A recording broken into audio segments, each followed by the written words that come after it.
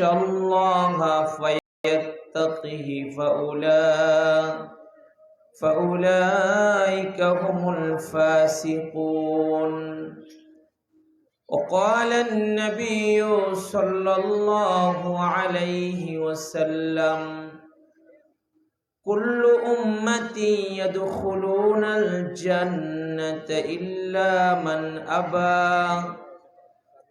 قالوا ومن أبى؟ قال من أطاعني دخل الجنة ومن عصاني فقد أبى، أو كما قال عليه الصلاة والسلام.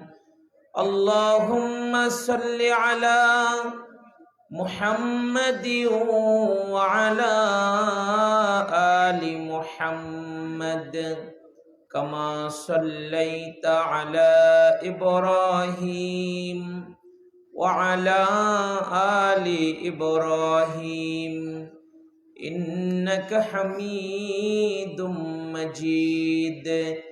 اللهم بارك على محمد وعلى آل محمد كما باركت على إبراهيم وعلى آل إبراهيم إنك حميد مجيد. بلغ العلا بكماله كشف الدجى بجماله حسنت جميع خصاله. صلوا عليه. بلغ العلا بكماله كشف الدجى بجماله حسنت جميع خصاله. صلوا. दुर्पेशानी ने तेरे कतरों को दरिया कर दिया। दुर्पेशानी ने तेरे कतरों को दरिया कर दिया। दिल को रोशन कर दिया, आँखों को बीना कर दिया। दिल को रोशन कर दिया, आँखों को बीना कर दिया। बलगल उला बिकमालिही कशफत दुजा बिजमालिही हसनत जमीउ खिसालिही। सल्लु अलैहि। लोक आजबे देखते तुम्हाई, देखबे तुम्हार लाश। क्यों खुरबे कबर आर क्यों काटबे बाश। क्यों তোমাকে করাবে গোসল, क्यों পরাবে কাফন। নবী ছাড়া সেদিন তোমার কেউ হবে না আপন।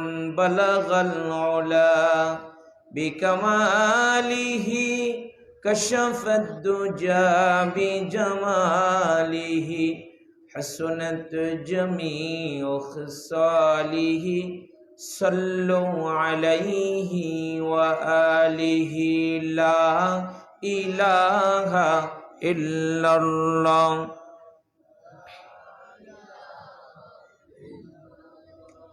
লা ইলাহা ইল্লাল্লাহ। লা ইলাহা ইল্লাল্লাহ। লা ইলাহা ইল্লাল্লাহ। লা ইলাহা ইল্লাল্লাহ। লা ইলাহা ইল্লাল্লাহ। লা ইলাহা ইল্লাল্লাহ। লা ইলাহা। এই কালিমা মানবে যারা, কাজে লাগবে নিদান বেলায়। এই কালিমার রৌশনীতে, এই কালিমার রৌশনীতে কবর হবে উজালা। লা ইলাহা ইল্লাল্লাহ, লা ইলাহা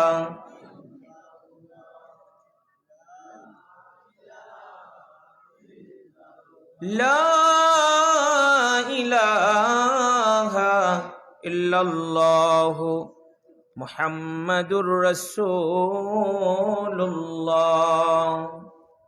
সাল্লাল্লাহু আলাইহি ওয়াসাল্লাম। আলহামদুলিল্লাহ, ঐতিহ্যবাহী জেলা সিলেট ফেঞ্চুগঞ্জ হাজীগঞ্জ বাজার ফাজিল শাহ বদরিয়া ইসলামিয়া মাদ্রাসার উদ্যোগে ৩১তম বার্ষিক জলসার সম্মানিত সভাপতি, সম্মানিত উলামায়ে কেরাম, দূর দূরান্ত থেকে আগত আল্লাহ পাকের আশিকিন, জাকিরিন, শাকিরিন, মুহিব্বিন, মুরব্বিয়ান কেরাম, যুবক ভাইরা, পর্দার আড়ালের মা বোনেরা, আল্লাহর দরবারে শুকরিয়া যে আল্লাহ তাআলা গভীর রাত্রিতে উলামাদের সহবতে, নেককারদের সহবতে মাদ্রাসার আয়োজনের এই মাহফিলে আপনাদেরকে আমাকে আসবার বসবার তৌফিক দান করেছেন, সুযোগ করে দিয়েছেন। রব্বে করিমের দরবারে শুকরগুজার হই, শুকরিয়া আদায় করি, কালিমাতুশ শুকর করি আলহামদুলিল্লাহ। আওয়াজ করে পড়ি আলহামদুলিল্লাহ। লক্ষ কোটি দুরুদ সালাম বর্ষিত হোক পথহারা মানুষের পথের দিশারি, সর্বকালের সর্বযুগের সর্বশ্রেষ্ঠ মহামানব, যিনি মক্কার মতি, মদিনারি জ্যোতি, পরপারের সাথী, দু জাহানের বাদশাহ নবী, দু জাহানের সরদার নবী, আমরা আপনার নবী, নবী মুহাম্মদুর রাসূলুল্লাহ সাল্লাল্লাহু আলাইহি ওয়াসাল্লামের উপর সর্বোপরি মালিকের কাছে শুকরিয়া। আল্লাহ তাআলা সব রকমের গুনাহের কাছ থেকে আমাদেরকে বাঁচিয়ে আল্লাহওয়ালাদের সহবতে, নেককারদের সহবতে, জান্নাতের টুকরা বাগানে উলামাদের সহবতে আল্লাহ তাআলা বসায় রেখেছেন। এজন্য আরেকবার মালিকের দরবারে অন্তরের অন্তরস্থল থেকে শুকরিয়া আদায় করি আলহামদুলিল্লাহ। প্রিয় সিলেটবাসী, কেমন আছেন সবাই? রাত তো অনেক হয়েছে, ঘুমাইতেছে নাকি? ঘুমান নাই কারা কারা? হাত তোলা, আল্লাহর দেখেন। গভীর রাত, এক হাত না দুই হাত? দুই হাত। হুজুর আপনি না? দুই হাত, দুই হাত সোজা সোজা করেন। লিল্লাহে তাকবীর, নারে তাকবীর। ওমন ঘুমায় না রে, নাম জপ আল্লাহর, একদিন ঘুমাইবারে মন কবর মাজার। মন ঘুমায় না রে, নাম জপ আল্লাহর, একদিন ঘুমাইবারে মন কবর মাজার। ঠিক কি না? কবরে গেলে কত ঘুমানো যাবে। আজকে একটু মৌলবীদের কথা শুনি, রাজি আছেন তো ইনশাআল্লাহ? প্রিয় ভাইরা, সিলেটে আসলে দিল অনেক বড় হয়ে যায়, শান্তি লাগে, ভালো লাগা কাজ করে ভিতরে। আল্লাহু আকবার কবীরা। 360 আউলিয়ার এই দেশ, সিলেটের এই মাটির নিচে ঘুমিয়ে আছেন আল্লাহ পাকের পিয়ারা মাহবুব বান্দা শাহজালাল ইয়ামানী রহমাতুল্লাহি আলাইহি। শত বুজুর্গ এই মাটির নিচে ঘুমায় রয়েছে। এই মাটির উপরে যখন আল্লাহর কোরআনের কথা বলতে আসি, তখন দিল বড় হয়ে যায়, শান্তি কাজ করে, ভালো লাগা কাজ করে। আমার যেমন ভালো লাগা কাজ করে, আপনারাও উলামাদের সহবতে আসতে পেরে দিলে ভালো লাগে না খারাপ লাগে? আল্লাহ আমাদের সবাইকে কবুল করেন, আমিন বলে। আল্লাহ, আমাদের একজন রব আছে, আমাদের একজন মালিক আছে। তিনি কে? আল্লাহ। বিনা চাহনিতে, না চাইতে যিনি আমাদেরকে সব দিয়েছেন, তিনি কে? আল্লাহ। তিনি একজন রসুল পাঠিয়েছেন, পাঠিয়েছিলেন এই জমিনে ১৫০০ বছর পূর্বে, যিনি আমার আপনার নবী মুহাম্মাদুর রাসূলুল্লাহ সাল্লাল্লাহু, বলেন মুহাম্মাদুর রাসূলুল্লাহ সাল্লাল্লাহু আলাইহি ওয়াসাল্লাম। সবচাইতে বড় কিপটা সে যে নবীর নাম শোনার পরে দুরূদ পড়ে না। এমন একজন নবী আল্লাহ তাআলা আপনাদেরকে আমাকে দিয়েছে, যেই নবী সকলের সেরা নবী। সুবহানাল্লাহ বলেন। সরদার নবী, দাওয়াতের মিশন নিয়ে, নবুয়তের শ্রেষ্ঠ আলো নিয়ে যিনি জমিনে এসেছিলেন সবার পরে, সব নবীর পরে একেবারে আখির। আমার নবীর পরে কোন নবী এ জমিন আর কোনদিন আসবে না, তিনিই শেষ নবী, আসছিলেন সবার পরে। জুড়ে একটা সুবহানাল্লাহ কইবেন কথাটা বলার পরে। আসছেন সবার পরে, কিন্তু জান্নাতে যাবেন সবার আগে।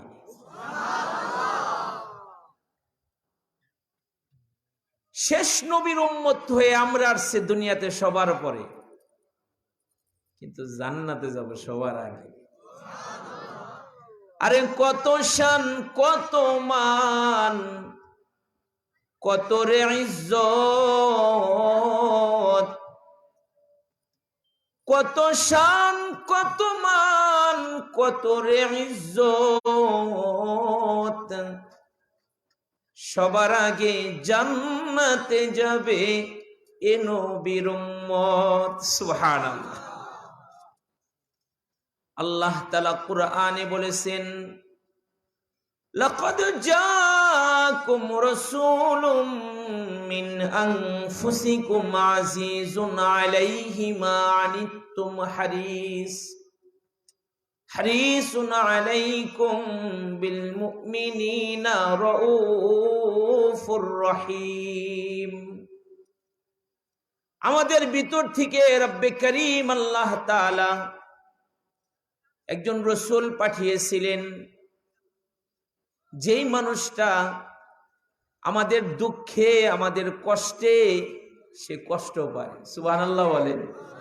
মায়া, দরদে, আমাদের যদি দুঃখ লাগে, আমাদের যদি কষ্ট হয়, তারও কষ্ট হয় যিনি আমার আপনার নবী মুহাম্মদ আরবি সাল্লাল্লাহু আলাইহি ওয়াসাল্লাম। এবং তিনি আমাদের জন্য কল্যাণকামী, তিনি আমাদের মঙ্গল চান, তিনি আমাদের ভালো চান। প্যারা নবী সরকার দু আলম নবী মুহাম্মাদুর রাসূলুল্লাহ সাল্লাল্লাহু আলাইহি ওয়াসাল্লাম বলেছেন, বুখারীর বর্ণনা, আবু হুরায়রা বর্ণনা করেন, আল্লাহর দোস্ত বলেছেন, আমার সব উম্মত জান্নাতি, আমার সব উম্মত জান্নাতি, কিন্তু তারা নয় যারা অস্বীকার করে। সাহাবায়ে কেরাম জানতে চাইলেন, ওগো সরকার, অস্বীকার করবে কে? আল্লাহর দোস্ত বলেন, যারা আমাকে ইত্তেবা করে, যারা আমার আনুগত্য করে, যারা আমার কথা মানে, আমার কথা মেনে কদম কদম চলে, আমার কথা মেনে কদম ফেলে, আমার কথা মতো চলে, তারা হবে জান্নাতি। সুবহানাল্লাহ। আর যারা আমার আনুগত্য করে না, অস্বীকার করে, তারাই ছিটকে পড়বে, তারাই পড়ে যাবে, সে আমার উম্মত নয়, সে হবে জাহান্নামী। আর যারা আমার ইত্তিবা করবে, আমাকে অনুসরণ অনুকরণ করে চলবে, তারাই হবে জান্নাতি। জুড়ে বলুন না সুবহানাল্লাহ। নবী আমাদের জন্য রহমত, এটা আমাদের জন্য নিয়ামত। আল্লাহর কোরআনে আল্লাহ বলেছেন, নবী আমাদের জন্য নিয়ামত, বড় নিয়ামত, ছোট কোনো নিয়ামত নয়। মালিকের কাছে কখনো দরখাস্ত করি নাই, আল্লাহ গো তুমি শ্রেষ্ঠ পয়গম্বরের উম্মত বানায়া দুনিয়াতে পাঠায়। কোনো দরখাস্ত মালিকের দরবারে বিনা চাহনিতেই আল্লাহ তাআলা বড় নিয়ামতের উম্মত আল্লাহ আমাদের বানাইছে। আলহামদুলিল্লাহ বলেন। নবী শুধু আমাদের নবী না, দু চোখে যা দেখি সব কিছুর নবী আমার নবী, সরদার নবী, সব কিছুর নবী আমার নবী। এই যে সিলেটে বড় বড় পাহাড় আছে, পাহাড় আমার নবীর নবী মানে, সুবহানাল্লাহ বলেন। নবীর জন্য কাঁদে, নবীর জন্য কাঁদে, পাহাড় কাঁদে, আল্লাহু আকবার বলেন। নবীর জন্য পাহাড় কাঁদে, নবীর জন্য গাদা কাঁদে, নবীর জন্য মরা গাছ কাঁদে, সুবহানাল্লাহ। হাদিস শরীফে আছে যে যারা হজ্জে বাইতুল্লাহ করেছেন, মসজিদে নববীতে ফজরের নামাজের পরে বের হইলেই, গেট দিয়ে বের হইলেই গাড়িওয়ালারা ডাকতে থাকে, এ হাজি উহুদে যাবানি, উহুদ দেখতে যাবানি, ডাকতে থাকে, আসো উহুদ দেখতে যাইবা, ডাকে। বাঙালি অনেক ড্রাইভার আছে, তারা উহুদ দেখার জন্য হাজিদেরকে ডাকে, কারণ ওই উহুদ আল্লাহর নবীরে ভালোবাসতো, সুবহানাল্লাহ বলে। ও পাহাড় আল্লাহর নবীরে ভালোবাসতো। একদিন জিবরাইল প্যারা নবীর কাছে আসছে, নবী মদিনার মধ্যে ঢুকতেছে। জিবরাইল এসে বলতেছে, ওগো সরকার, ওগো সরদার, আপনি কোন রাস্তা দিয়ে যান, যে রাস্তা দিয়ে গেলে উহুদ আপনাকে দেখে না। নবী গো ওই পথ দিয়ে যান, যে পথ দিয়ে গেলে উহুদ আপনাকে দেখতে পারে। রসুল গো আপনি রাস্তা পরিবর্তন করে যান, এজন্য উহুদ পাহাড় আপনার বিরহে কান্না করতেছে। পাহাড় আমার নবীর জন্য কাঁদে, হরিণ আমার নবীর জন্য কাঁদে, মরা গাছ আমার প্যারা নবীর জন্য কাঁদে। হাদিস শরীফে আছে একজন মহিলা নবীর কাছে দরখাস্ত পেশ করলো, নবী গো আপনি একটা মরা খেজুর গাছের সাথে ট্যাগ লাগায় খুতবা দেন, বয়ান করেন।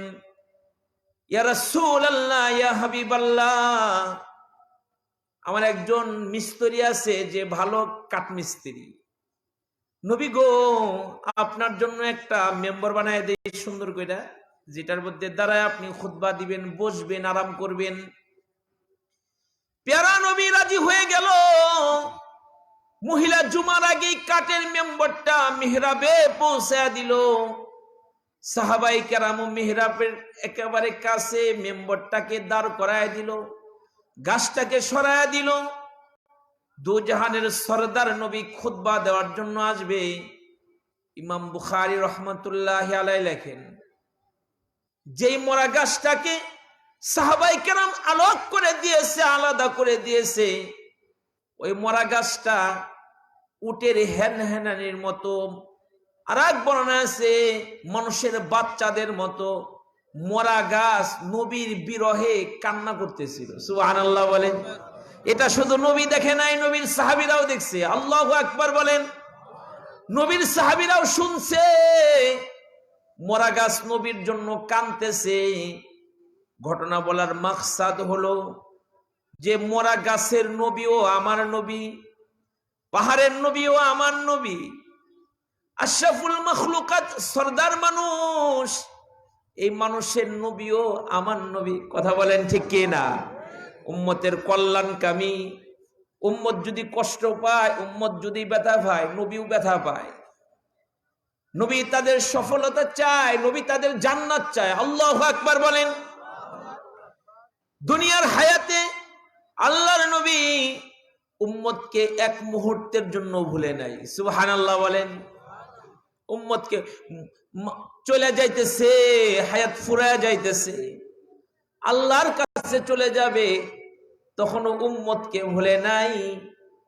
আজও মদিনার ওই সবুজ গম্বুজের নিচে আমার পেয়ারা নবী ঘুমায় রইছে, আজও উম্মতের লেগে কাঁদতেছে। সুবহানাল্লাহ বলেন। হাসরের কঠিন ময়দানে, মুসিবতের দিনে, বিপদের দিনে, হাসরের ময়দানে যেদিন সবাই ইয়া নাফসি বলে কাঁদবে, ওই দিনও একজন নবী, যিনি আমার আপনার নবী, দু জাহানের বাদশা নবী, একজন যিনি কোমর শক্ত করে বেঁধে মাকামে মাহমুদের নিচে সেজদায় পড়ে উম্মতের জন্য কাঁদবে, দৌড়াবে, একবার মিজানের পাল্লার কাছে, আবার হাউজে কাউসারের পারের কাছে, আবার পুলসিরাতের গোড়ায় দৌড়াইতে থাকবে। নবী চাবে একজন উম্মত যেন জাহান্নামের মধ্যে না যায়। সুবহানাল্লাহ, সুবহান, উম্মতের কল্যাণকামী এ নবীর জন্য আল্লাহ তাআলাও সালাত করে, আল্লাহ তাআলাও দোয়া করে। সুবহানাল্লাহ বলেন। ইন্নাল্লাহা ওয়া মালাইকাতাহু ইউসাল্লুনা আলান নবী ইয়া আইয়ুহাল্লাযীনা আমানু সাল্লু আলাইহি ওয়া সাল্লিমু তাসলিমা। আল্লাহ তাআলা তার হাবিবের উপরে সালাত করে, ফেরেশতাদের মজলিসে নবীর প্রশংসা করে। সুবহানাল্লাহ বলেন। জোরে বল না সুবহানাল্লাহ। নবীর প্রশংসা করে, নবীর কথার আলোচনা করে, নবীর বরত্বর কথা বলে, প্রশংসা করে আল্লাহ। নূরের ফেরেশতারা যাদের কোনো গুনাহ নাই, ও ফেরেশতারা প্যারা নবীর জন্য দোয়া করে, যেই নবীর উম্মত আমি আপনি। নবীর লিগা ফেরেশতারা দোয়া করে। আল্লাহ মুমিনদেরকে ডাইকে বলছে, তোমরা তোমাদের নবীর উপরে দুরূদ পড়ো, তো তোমার মাকাম বেড়ে যাবে, তোমার ইজ্জত বেড়ে যাবে, গুনাহ মাফ হয়ে যাবে, রহমত 10টা পেয়ে যাবা একবার বললে। জোরে বলুন না সুবহানাল্লাহ। একবার কেউ যদি নবীজির উপরে দুরূদ পড়ে, সাথে সাথে তার উপরে আমার আল্লাহ 10টা রহমত সাথে সাথে নাজিল করে দেয়। সুবহানাল্লাহ বলেন। 10টা গুনাহ আল্লাহ তার আমলনামা থেকে কাইটা দেয়, জান্নাতে 10টা মর্যাদা তার উঁচু করে দেয়। সুবহানাল্লাহ। নবীর উপর কেহ যদি একবার দুরূদ পাঠ করে, আল্লাহ তাআলা তার উপরে 10টা রহমত নাজিল করে। সুবহানাল্লাহ। পড়ব তো ইনশাআল্লাহ। নবীর নাম শোনার সাথে সাথে পড়ব সাল্লাল্লাহু আলাইহি ওয়াসাল্লাম। আমাদের নবীর নাম মুহাম্মদ সাল্লাল্লাহু আলাইহি ওয়াসাল্লাম, এমন একটা নাম যে নাম নিতে গেলে 2টা সুমা হয়। সুবহানাল্লাহ বলেন। 2বার সুমা হয় নবীর নাম নিতে গেলে। মুমিন যখন সিজদায় পড়ে রব্বে করিম আল্লাহ তাআলার পবিত্রতা বর্ণনা করতে থাকে, সুবহানা রাব্বিয়াল আ'লা আ'লা বলে, মুমিনের সিজদার চিত্র দেখলে মনে হয় যেন মুহাম্মদ লেখা আরবিতে। সুবহানাল্লাহ বলেন। যেন মুহাম্মদ লেখা আরবিতে। আমার নবীর নাম মুহাম্মদ সাল্লাল্লাহু আলাইহি ওয়াসাল্লাম। নবীর নাম নেওয়া এটা ইবাদত। সুবহানাল্লাহ বলেন। এটা কি? নামাজ পড়া যেমন একটা ইবাদত, রোজা রাখা ইবাদত, টাকা হইলে হজে যাওয়া ইবাদত, নবীর নাম নেওয়া ইবাদত। আল্লাহ তাআলা বলতেছেন, হাবিব আপনি বইলা দেন। আল্লাহর কোরআনে আল্লাহ বলতেছে, কুল ইন কুনতুম তুহিব্বুনাল্লাহ ফাত্তাবিউনি ইউহিব্বুকুমুল্লাহ ওয়া ইয়াগফির লাকুম যুনুবাকুম ওয়াল্লাহু গফুরুর রহিম। নবী আপনি বলুন, কেউ যদি আমি আল্লাহরে ভালোবাসতে চাই, তাহলে আপনাকে যেন অনুকরণ করে, আপনারে যেন ভালোবাসে। কি হবে ভালোবাসলে আল্লাহর নবীকে? আল্লাহ তাআলা কোরআনে বলতেছে, আমি তার জীবনের গুনাহ মাফ করে দিব। মেরে ভাই, দোস্ত আর বুজুর্গ, নবীরে ভালোবাসলে আল্লাহর ভালোবাসা পাওয়া যাবে। শুধু তাই নয়, জীবনের গুনাহ আল্লাহ মাফ করে দিবে। কোরআনেরই কথা। ভাই দোস্ত বুজুর্গ আজিজ, এজন্য আমার নবী, আপনার নবী উম্মতের কল্যাণকামী। উম্মতের জন্য আল্লাহর নবী কাঁদে, সুবহানাল্লাহ বলেন। হায়াতে থাকতেও কাঁদছে, কবরেও কান্না করতেছে, কবরেও কাঁদতেছে উম্মতি উম্মতি বলে। হাসরের ময়দানে উম্মতের জন্য ওই দিনও কাঁদবে। উম্মত যেন জাহান্নামে না যায়। উম্মত বড় আদরের, বড় মায়ার, বড় মোহাব্বতের। দু জাহানের বাদশা নবী, দু জাহানের সরদার নবী দুনিয়া থেকে চলে যাইতেছে। আল্লাহর নবী চলে যাইতেছে, মসজিদে যাইতে পারতেছে না নামাজে। মা আয়েশার কাছে বলে দিল, আয়েশা বইলা দাও তোমার বাবা আবু বকরকে বলো যে সে যেন আমার মুসল্লায় দাঁড়ায় যায়, সে যেন ইমামতি করার জন্য আমার মিহরাবে দাঁড়িয়ে যায়। খবরটা মসজিদ নববীতে চলে গেল। উম্মতের সরদার মানুষ, সেরা মানুষ, জান্নাতি মানুষ আবু বকর সিদ্দিক নামাজে দাঁড়ায় গেল। সাহাবায়ে কেরাম পিছনের কাতারে কাতারে দাঁড়ায় গেল। সবার চোখে পানি, কাঁদতেছে আর বলতেছে, হাই রে, মনে হয় জীবনে আর কোনোদিন নবীর পিছনে নামাজ পড়তে পারবো না। সবার দিল পুইরা যাইতেছে, চোখের পানিতে সবার দাড়ি ভিজা যাইতেছে, বুক ভিজা যাইতেছে। আবু বকরকে ইক্তেদা করছে। আবু বকরের ইমামতিতে মসজিদে নববীতে নামাজ চলছে। আল্লাহর দোস্ত মা আয়েশাকে বলে, আয়েশা আমাকে একটু ধরো, আমাকে একটু দাঁড় করাও। কেন? আল্লাহর দোস্ত বলে, আমি মসজিদের দৃশ্যটা একটু দেখতে চাই। আমি দেখি আমার যোগ্য খলিফা, আমার নায়েব, আমার আবু বকরের ইমামতিতে মসজিদে নামাজ চলতেছে, একটু দেখি। যে কথা সেই কাজ। আল্লাহর নবী দেখতে লাগলেন। আল্লাহর নবী কান্না করতে লাগলেন, চোখের পানিতে গাল ভিজা গেল, দাড়ি ভিজা গেল, বুক ভিজা যাইতেছে চোখের পানিতে। নবীর কান্নার মধ্যে কোনো আওয়াজ ছিল না, কোনো আওয়াজ ছিল না। তবে মা আয়েশা বলে, পানি গরম হয়ে গেল যখন টকবক টকবক করতে থাকে, ফুটান্ত পানির আওয়াজের মতো নবীর ভিতর থেকে এরকম আওয়াজ বের হইতো। নবীর হাসিটাও যেমন আস্তে ছিল, তাবাসসুম ছিল, নবীর কান্নাটাও আস্তে ছিল। নবী যেও কাঁদতো, চোখের পানিতে যায় নামাজ ভিজা যাইতো। আল্লাহর নবী কাঁদতেছে, মা আয়েশা তাকায় দেখতেছে যে সাহাবীদের দিকে তাকায় তাকায় আল্লাহর দোস্ত কান্না করতেছে।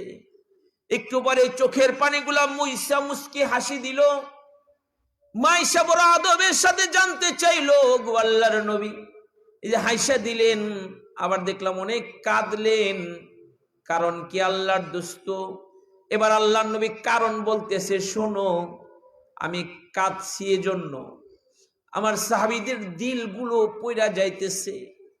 ওদের তামান্না, ওদের ইচ্ছা, ওদের আকাঙ্ক্ষা, ওরা আমার ইমামতিতে নামাজ পড়বে, ওরা আমাকে দেখতে পায় না, ওদের দিল পইরা যাইতেছে। উম্মতের ব্যথায় ব্যথিত হয়ে আমি রাসূলের চোখে পানি চলে আসছে। সুবহানাল্লাহ বলে, আমার চোখে পানি চলে আসছে গো সরকার। আবার দেখলাম হাইসা দিলেন। আল্লাহর নবী বলে, শোনো, একটু পরে হয়তোবা আমি আমার আল্লাহর কাছে চলে যাব, একটু পরে হয়তোবা আমি চলে যাব। চলে যাওয়ার পরে আমার মালিক, আমার পরম বন্ধু, আমার আল্লাহ যদি আমাকে জিজ্ঞাসা করে, হাবিব গো, ও আমার দোস্ত যে উম্মতকে এত ভালোবাসেন, যে উম্মতকে এত আদর করেন, আমি জানতে চাই আপনার উম্মতকে আপনি কোন অবস্থায় রেখে আসছেন। তখন আমার আল্লাহর সামনে আমি মনটা বড় করে বলতে পারবো, ইয়া আল্লাহ, যে উম্মতকে আমি এত ভালোবাসি, এত আদর করি, যে সাহাবীদেরকে আমি দেখে আসছি, আমার যোগ্য খলিফা, আমার নায়েব, আমার আবু বকরের ইমামতিতে আমার সাহাবীরা নামাজ আদায় করতেছে। এত সুন্দর একটা কথা যে আমি আমার মাওলার কাছে পেশ করতে পারবো, এই আনন্দে, এই খুশিতে আমি রাসূল হাইসা দিছি। সুবহানাল্লাহ বলে। উম্মতের জন্য চোখের পানি ছেড়েছে আল্লাহর নবী। তার মানে আল্লাহর দোস্ত উম্মতের কল্যাণকামী, রহমত করে আল্লাহ জমিনে পাঠাইছেন নবুয়তের শ্রেষ্ঠ আলোকে। কারোর জন্য বদদোয়া নয়, সবার জন্য দোয়া। কত কষ্ট করলো, কত মায়ের খাইলো, তারপরও কারোর জন্য বদদোয়া করলেন না। কথা সবার জানা, তারপরেও মুজাকারা করতেছি। তায়েফের ময়দানে আল্লাহ রসুল দাওয়াত দিতে গিয়েছিল, মার দিল, পাথর মেরে দেহটাকে ক্ষত বিক্ষত করে দিল। মশা মাছি যেই দেহে বসলো না, যে দেহের ভিতর থেকে যখন বিন্দু বিন্দু করে ঘাম পড়তো, মিশক আম্বরের চাইতেও ওই ঘামগুলো আরো বেশি সুগিরান ছিল। যেই দেহকে মশা মাছি ইজ্জত করলো, তারা বসলো না, ওই দেহের মধ্যে তায়েফের দুষ্ট ছেলেরা পাথর মেরে ক্ষান্ত হলো না।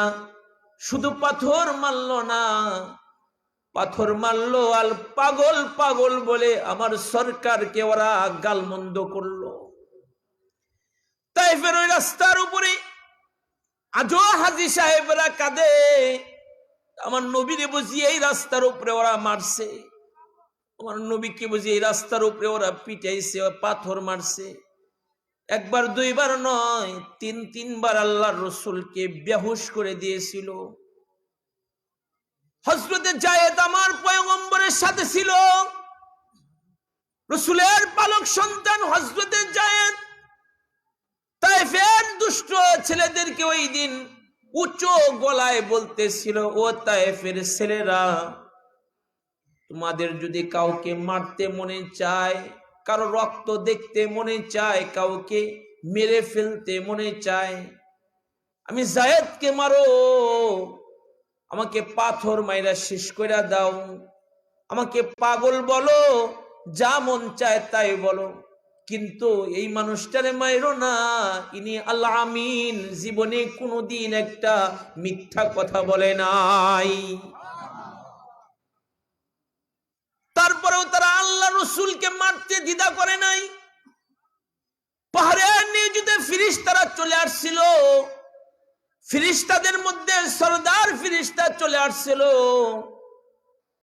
ফিরিস্তারা ওই দিন বলতেছিল, সহ্য করতে পারি না, ইজাজত চাই, পাহাড়ের চাপ দিয়ে ওদেরকে শেষ করে দেই। রহমতের নবী, উম্মতের কল্যাণকামী নবী ওই দিন ফিরিস্তাদের কথার জবাবে বলতেছিল, না না, মাইরো না, ওরা যদি মইরা যায় আমি কার কানে শোনাবো লা ইলাহা ইল্লাল্লাহু মুহাম্মাদুর রাসূলুল্লাহ সাল্লাল্লাহু আলাইহি ওয়াসাল্লাম। এরা মানলো না, কিন্তু আমার বিশ্বাস হয় এরা মানে নাই, কিন্তু এদের ঘরে যারা পরে আসবে, যারা আমাকে দেখবে, কালিমা পড়ে মুসলমান হয়ে যাবে, আর যারা আমারে পাবে না তারা আমার জন্য আফসোস করবে, পরবর্তীতে কালিমা পড়ে মুসলমান হবে। তার মানে বাবা বুঝাইতে চাই, উম্মতের কল্যাণকামী আল্লাহর দোস্ত মায়ের খাইলো, আঘাত খাইলো, উহুদের ময়দানে দান দান শহীদ হইল, হেলমেটটা ভেঙে মাথার মধ্যে লোহা প্রবেশ করলো, আহত করে ফেললো আল্লাহর নবীকে। তারপরেও তাদের জন্য হিদায়েতের, তাদের জন্য আল্লাহর নবী দোয়া করলো। আল্লাহর নবীকে মারে আর আল্লাহর নবী তাদের জন্য শান্তির দোয়া করে। ওয়াইদা খাতাবাহুমুল জাহিলুনা ক্বালু সালামা। মুমিনদেরকেও আজকাল মারে, উলামাদেরকেও মারে, জেলখানার মধ্যেও ভইরা রাখে। কিন্তু তারা সবর করে, তারা ধৈর্য ধরে, তারা সবর করে ধৈর্য ধরে। আমাদের কত মানুষ গালি দেয়, আমাদেরকে কাঠমূল লাগায়। আল্লাহ আমাদের কাঠ দিয়ে বানাইছে, নাউজুবিল্লাহ। মাঝে মাঝে মনে হয় কাঠ দিয়ে মনে বানাইছে। রক্ত মাংস যদি গায়ে থাকতো, যে গালি দেয় আমাদের, আমরা কি গালি দেওয়া পারি না? কিন্তু আল্লাহ আমিন পয়গম্বরের সন্তান আমরা, ওয়ারাসাত আমরাও পারি। আমাদের গায়ে কি শক্তি কম আছে নাকি? ওদের চাইতে ভালো ভালো জিনিস রব্বে কারীম আল্লাহ ইজ্জতের সাথে আমাদেরকেই খাওয়ায়।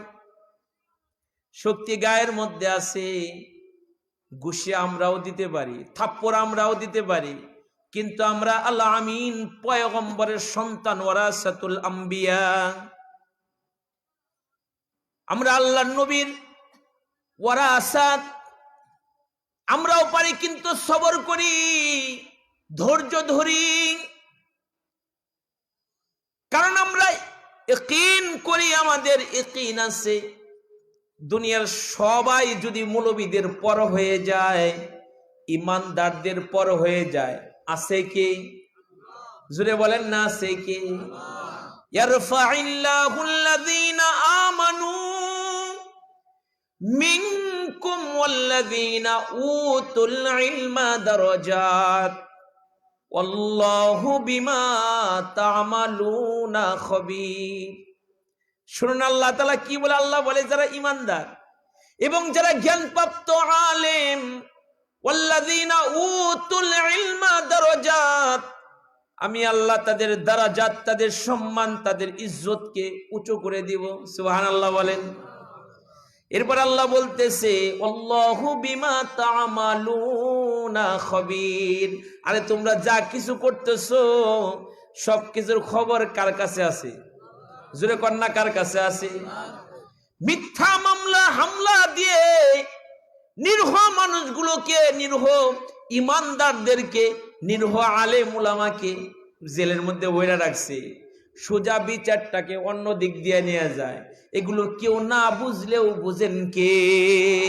জুড়ে বলেন না, বুঝেন কে? আরে ভয় নাই, ওরে কোনো ভয় নাই, আল্লাহ যদি থাকে সহায়, ঠিক কিনা? ভয় নাই, ওরে কোনো ভয় নাই, আল্লাহ যদি থাকে সহায়। যুগে যুগে ইতিহাসে লেখা দেখা যায়, আল্লাহর পথে যারা কাজ করে যায়, বিনা পরীক্ষায় তাদের পাশ নাহি হয়।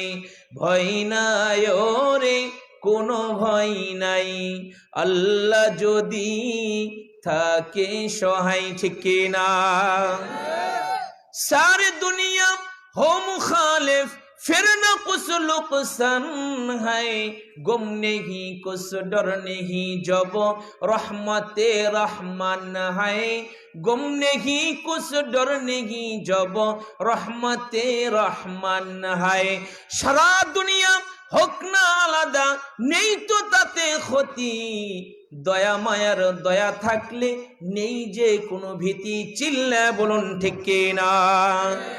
আল্লাহু ওয়ালিয়্যুল্লাযীনা আমানু ইখরিজুহুম মিনাজ-যুলুমাতি ইলান-নূর ওয়াল্লাযীনা কাফারু আউলিয়াউহুমুত-তাগুত ইখরিজুনাহুম মিনান-নূরি ইলাজ-যুলুমাত উলাইকা আসহাবুন নার হুম ফিহা খালিদুন।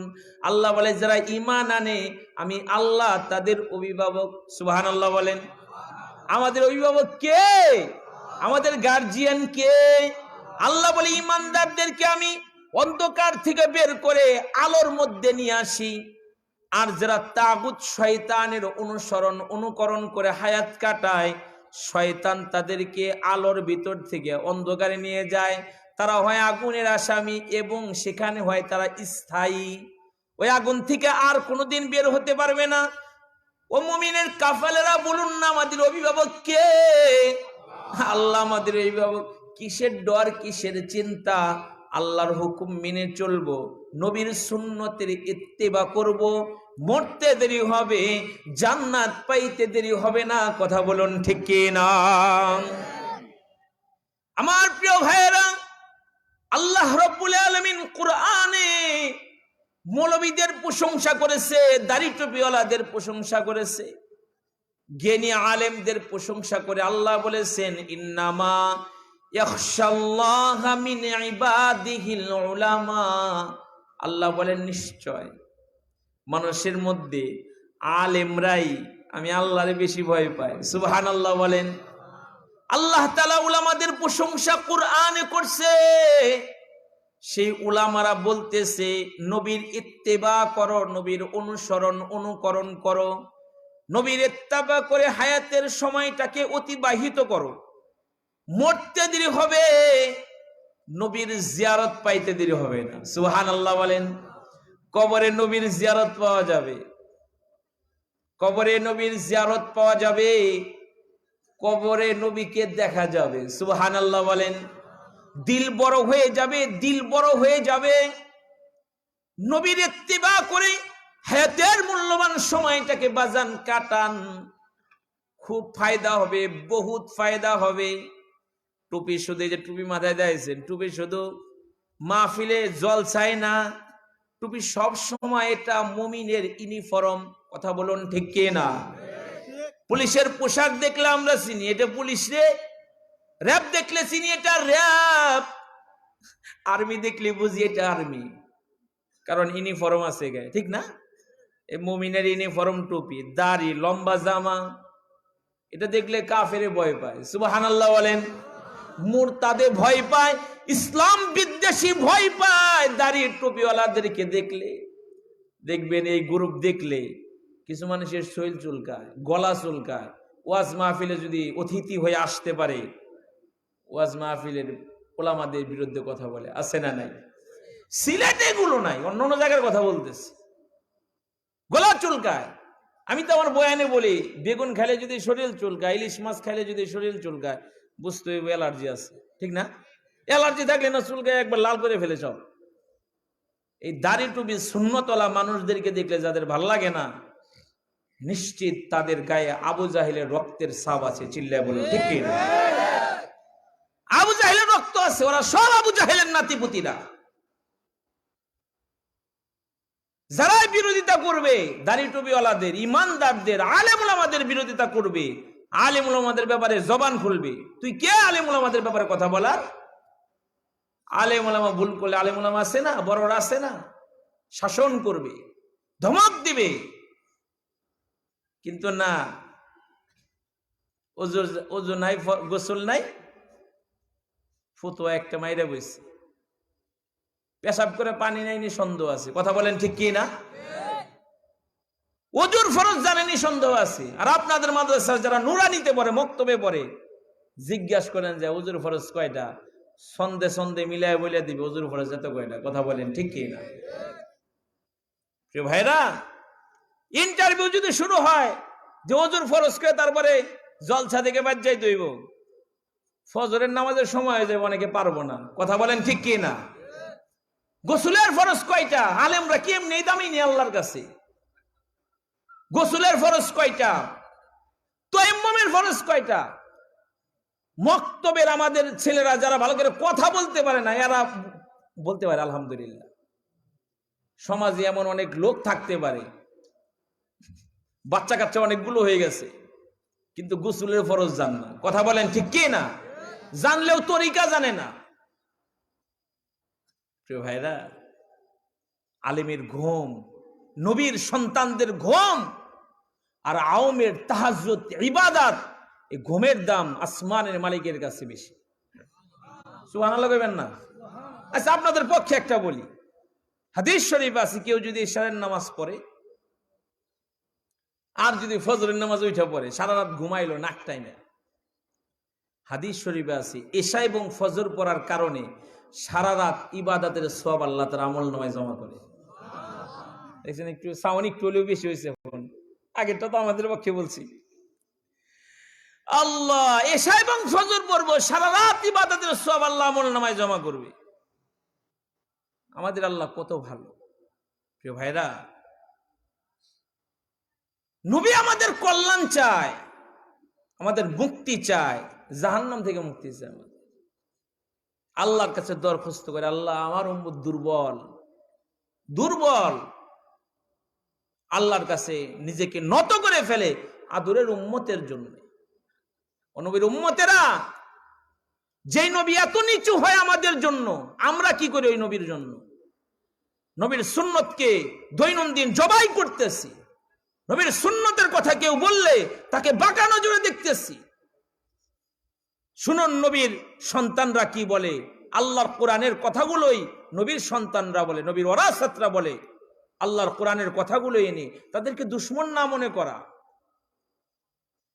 আল্লাহ তাআলা কোরআনে বলেছেন, ইয়া আইয়ুহাল্লাযীনা আমানুত্তাকুল্লাহ। আল্লাহ বলে, এই আয়াতের তরজমা করে আমার বয়ান শেষ হয়ে যাবে, খেয়াল করেন।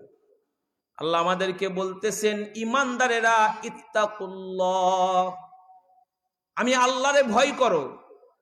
জ্ঞানীরা বলে, আলেমরা বলে, মাশাইখগণ বলে, মুফাসসিরিনগণ বলেন, মুহাদ্দিসিনগণ বলেন, আকলবানরা বলেন, তোমাদের কেউ যদি তোমাদেরকে আল্লাহর ভয়ের কথা তোমাদের কান পর্যন্ত পৌঁছায় দেয়, ইত্তাকুল্লাহ, তারে দুশমন মনে করিও না, তাকে পরম বন্ধু মনে করো, তাকে পরম দোস্ত মনে করো।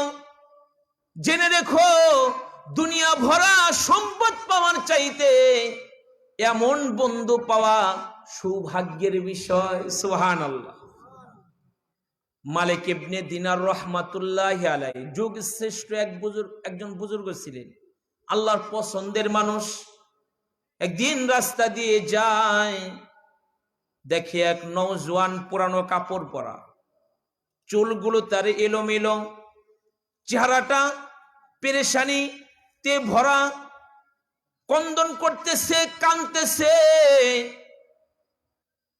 আশ্চর্য বিষয় হলো, শীতের রাত, তার কপাল দিয়ে অনবরত ঘাম ঝরতেছে।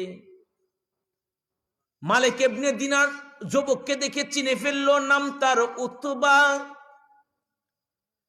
কাছে গিয়ে জিজ্ঞেস করলো, উতবা রে, কাঁদিস কেন রে উতবা? আর তোর কপাল দিয়ে ঘাম পড়ে কেন? উতবার জবাব শুনুন, সে বলতেছে, ওগো আল্লাহর ওলি, আমি একদিন এই রাস্তা দিয়ে যাওয়ার সময় এইখানে এই জায়গায় আমি একটা গুনাহ করেছিলাম। আজকে যখন এই রাস্তা দিয়ে আমি যাচ্ছি, আমার সেই গুনার কথাটা মনে পড়ে গেছে। এজন্য আমি আল্লাহর আযাব গজবের ভয়ে, গুনার ভয়ে ওই অপরাধের কথা মনে করে কন্দন করতেছি। আল্লাহু আকবার বলুন।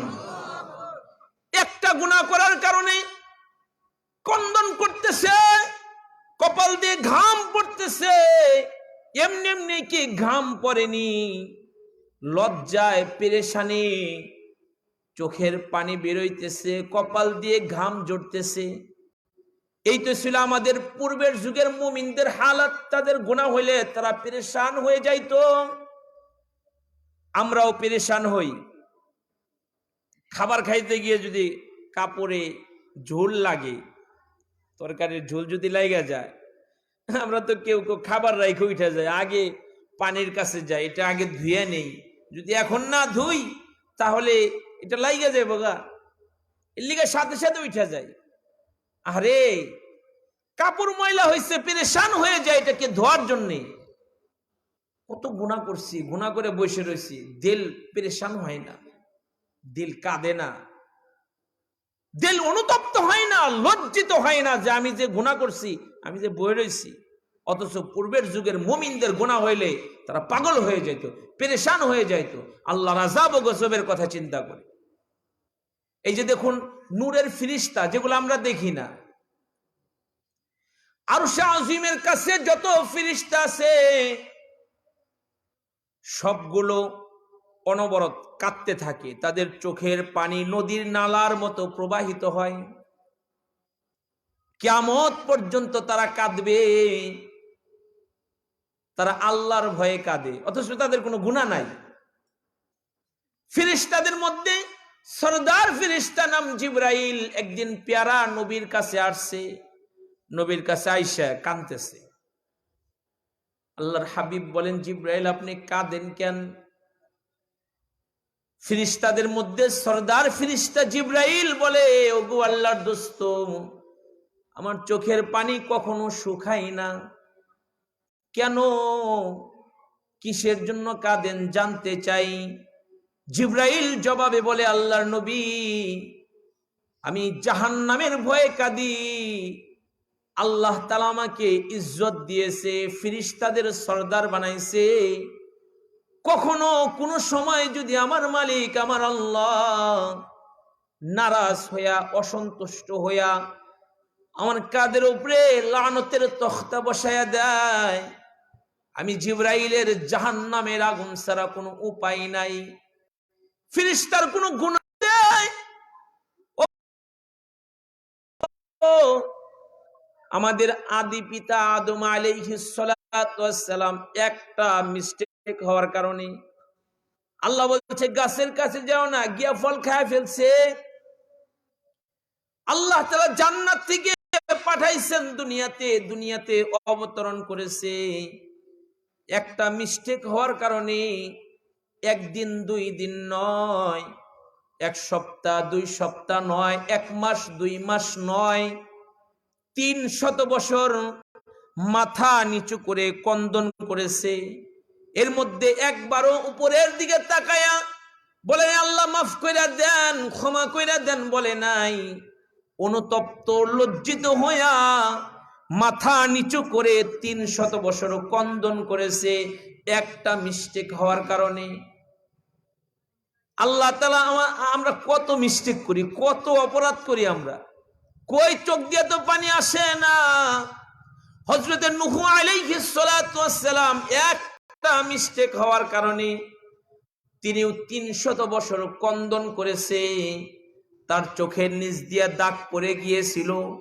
লোকেরা বলতো হুজুর ঔষধ লাগান, ও আল্লাহর নবী আপনি ঔষধ লাগান। তিনি বলতেন না, আমি অন্যায় করেছি, আমি ভুল করেছি, আমি এই দাগ দুইটা নিয়ে হাসরের কঠিন ময়দানে আমার রবের সামনে দাঁড়াবো, হয়তো আল্লাহ মায়া কইরা আমারে মাফ কইরা দিবে। 300 বছর কন্দন করেছে। হযরতে দাউদ আলাইহিস সালাতু ওয়াস সালাম একটা মিস্টেক হওয়ার কারণে একদিন 2 দিন নয় বাবা, 40 দিন টানা সিজদারত অবস্থায় কন্দন করছে। তার চোখের পানিতে মাটি ভিজে গেছে, মাটিতে শ্যাওলা জমে গেছে, গাছ জন্মায় গিয়েছে। মানুষ তাকে দেখার জন্য আসতো, হুজুর বুঝি অসুস্থ, নবী বুঝি অসুস্থ, অথচ তিনি অসুস্থতার মধ্যে ছিল না। একটা মিস্টেক হওয়ার কারণে, একটা ভুলের কারণে টানা 40 দিন সিজদারত অবস্থায় আল্লাহর আযাব ও গজবের ভয়ে কন্দন করেছে। ভয়টা কি পরিমাণের ছিল, অথচ তাদের ঈমান সব সময় বাড়ে। নবীদের ঈমান সব সময় বাড়তো, কখনো কমতো না। হযরত ঈসা আলাইহিস সালাতু ওয়াস সালাম তিনি যখন মৃত্যুর কথা স্মরণ করতেন, আল্লাহ পাকের আযাব ও গজবের ভয় যখন তার কানে আসতো, নিজে বয়ান করত, যখন বয়ান শুনতো, হাদিস শরীফ আছে তার চামড়া ফাইটা রক্ত বের হতো। কি পরিমাণের ভয় কাজ করত। নবীরা এরকম কন্দন করেছে আল্লাহর আযাব ও গজবের ভয়। আমার আপনার নবী দু জাহানের সরদার নবী দৈনিক 70 থেকে 100 বার আল্লাহর কাছে তওবা করত। হাইরে কত গুনাহ করি, ভিতর কাঁদে না, দিল কাঁদে না, অথচ ইমানদার দাবি করে বসে রয়েছি।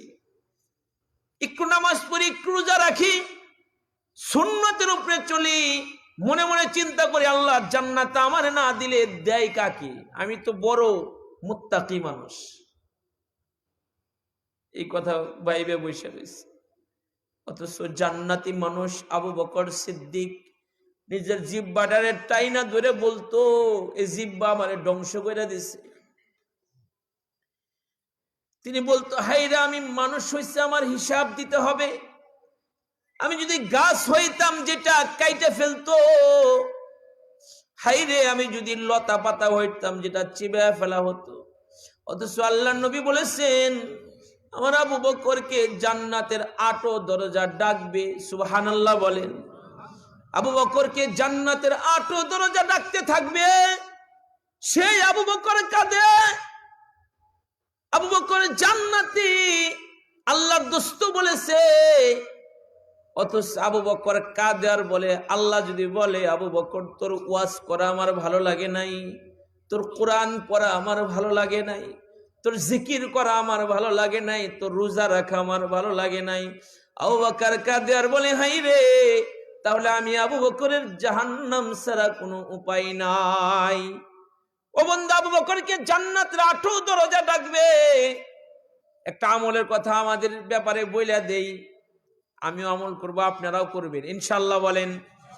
হাদিস শরীফ আছে, কেউ যদি ওযু করার পরে সুন্দর করে ওযু কইরা, সুন্দর করে ওযু করার পরে কেউ যদি কালিমায়ে শাহাদাত পড়ে, আশহাদু আল্লা ইলাহা ইল্লাল্লাহু ওয়া আশহাদু আন্না মুহাম্মাদান আবদুহু ওয়া রাসূলুহু, ওযু করার পরে কেউ যদি কালিমায়ে শাহাদাত পড়ে, হাদিস শরীফে আছে তার জন্য জান্নাতের 8 দরজা খোলা থাকবে। সুবহানাল্লাহ বলেন। ওযু করার পরে কালিমায়ে শাহাদাত পড়ব তো ইনশাআল্লাহ। আল্লাহ তৌফিক দান করেন, আমিন বলেন। মেরে ভাই দোস্ত আর বুজুর্গ ও আজিজ, আবু বকর জান্নাতি। অথচ আবু বকর কাঁদতো আর বলতাম, যদি গাছ হইতাম যেটা কেটে ফেলতো, অথবা যদি লতা পাতা হইতাম যেটাকে চিবে ফেলা হতো।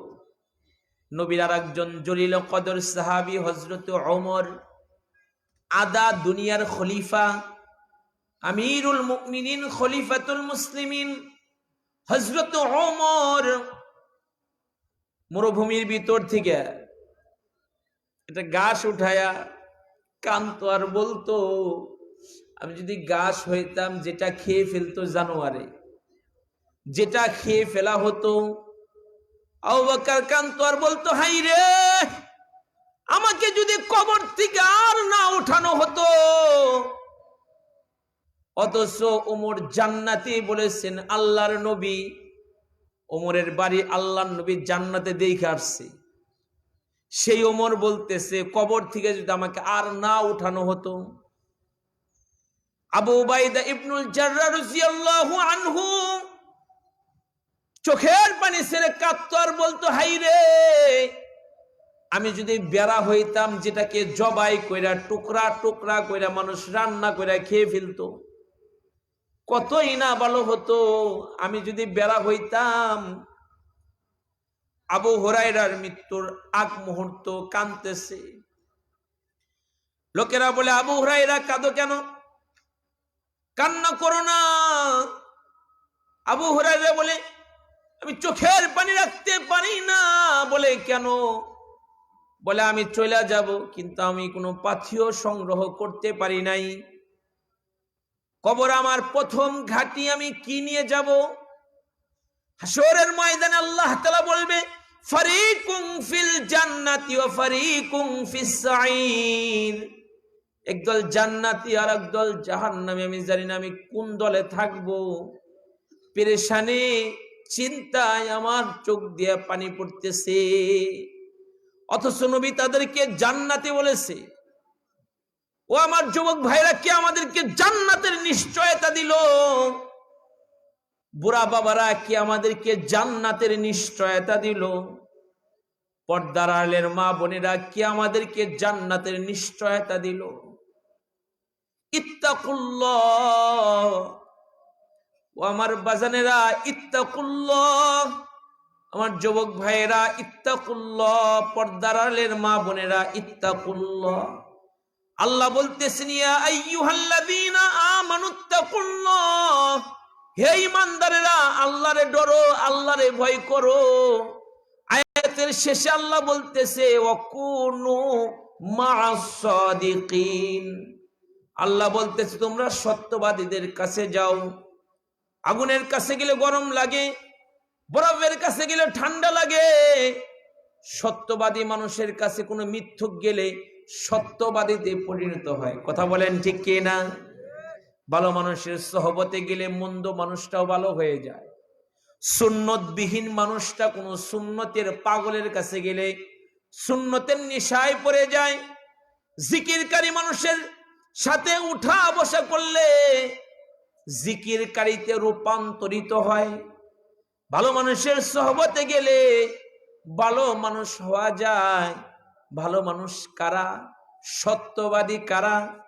আওয়ামী লীগের ভাইদেরকে যদি জিজ্ঞেস করেন সত্যবাদী কারা, তারা বলবে আমরা। সত্যবাদী আমরা। দেখো না দেশের কি উন্নতির জোয়ার। ঢাকা শহরের অবস্থা দেখো, সারা দেশের অবস্থা দেখো, দেশকে কত উন্নতর জায়গায় পৌঁছে দিয়েছে। আমরা সত্যবাদী। তারা বলবে, যদি বিএনপির ভাইদেরকে জিজ্ঞাসা করেন সত্যবাদী কারা, তারা বলবে আমরা। আমরা মিথ্যা কথা কই না, আমরা ভালো মানুষ। আল্লাহ বলেন না, তোমাদেরকে জিম্মাদারি দিছে সত্যবাদী কে এটা বলার। ওয়ামান আসতাকু মিনাল্লাহি কিলা, সত্যবাদী আমার আল্লাহ। চিল্লায় বলুন ঠিক কি না? সত্যবাদী কে? আল্লাহ তাআলা সত্যবাদী। সত্যি এত সত্যবাদী, কুরআনুল কারীমের শুরুতে তিনি চ্যালেঞ্জ করেছে, যালিকাল কিতাবু লা রাইবা ফি। কোন ভুল নেই এটার মধ্যে, এই বইয়ের মধ্যে। এই কোরআনের ভুল ধরার জন্য কত বেঈমানি তো আসলো, কতজনই না আসলো। আলহামদুলিল্লাহ, কোরআনের ভুল ধরতে আইসা নিজের জীবনের ভুল বাইরে গেল, কোরআনের কাছে আত্মসমর্পণ করে কালিমা পড়ে মুসলমান হয়ে গেল। সুবহানাল্লাহ। 2 নাম্বার সত্যবাদী আমার নবী, যাকে আবু জাহেল নামক ওই বন্ডটাও আমার নবীর আল আমিন বলে ডাকতো। সুবহানাল্লাহ বলেন। ও বাবা, গল্প লোকের গল্প কত শুনেছো সবাই, বিশ্ব নবীর জীবন কথা যার তুলনা নাই। ধরা এলেন একটি শিশু ধুধু মরুর দেশে, বাবার দেখা পাই নাই শিশু এই দুনিয়ার বুকে। মাকে ছেড়ে দুধমার কাছে শৈশব কাটে তার, দাদাও তার বিদায় নিলেন ছেড়ে এ সংসার। মিথ্যা কথা বলতেন না তাই সবার আল্লাহ আমিন, দুঃখী লোকের দুঃখ শুনে কাঁদতো সারাদিন তিনি আমার নবী মুহাম্মদুর রাসূলুল্লাহ সাল্লাল্লাহু আলাইহি ওয়াসাল্লাম। জীবনে কোনদিন মিথ্যা কথা বলে নাই। আলহামদুলিল্লাহ বলেন। এমন নবী পাইছি, শুকর আদায় করেন আলহামদুলিল্লাহ। জীবনে কোনদিন মিথ্যা। 2 নাম্বার সত্যবাদী আমার নবী, আমার নবী, আপনার নবী। গর্ব করে বলতে পারি আলহামদুলিল্লাহ। 3 নাম্বার সত্যবাদী নবীর সাহাবীরা। নবীর সাহাবীদেরও গুনাহ হয়েছে, কিন্তু কেউ গুনাহ নিয়ে কবরে যায় নাই। আলহামদুলিল্লাহ বলেন। গুনাহ হয়েছে,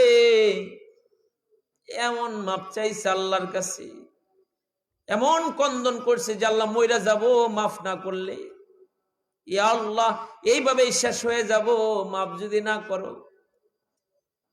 খানা বাদ দিয়ে দিয়েছে, সব কিছু বন্ধ করে দিছে, না খায়া থাকতে থাকতে পেটটা পিঠের সাথে লাগিয়ে গেছে। আল্লাহ মাফ না করলে খামো না।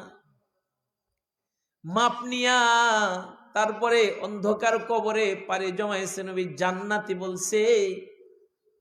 রাসূলের সাহাবীদের ব্যাপারে আল্লাহ কোরআনে প্রশংসা করেছে আলহামদুলিল্লাহ বলেন। কোরআনে তাদের প্রশংসা করেছে।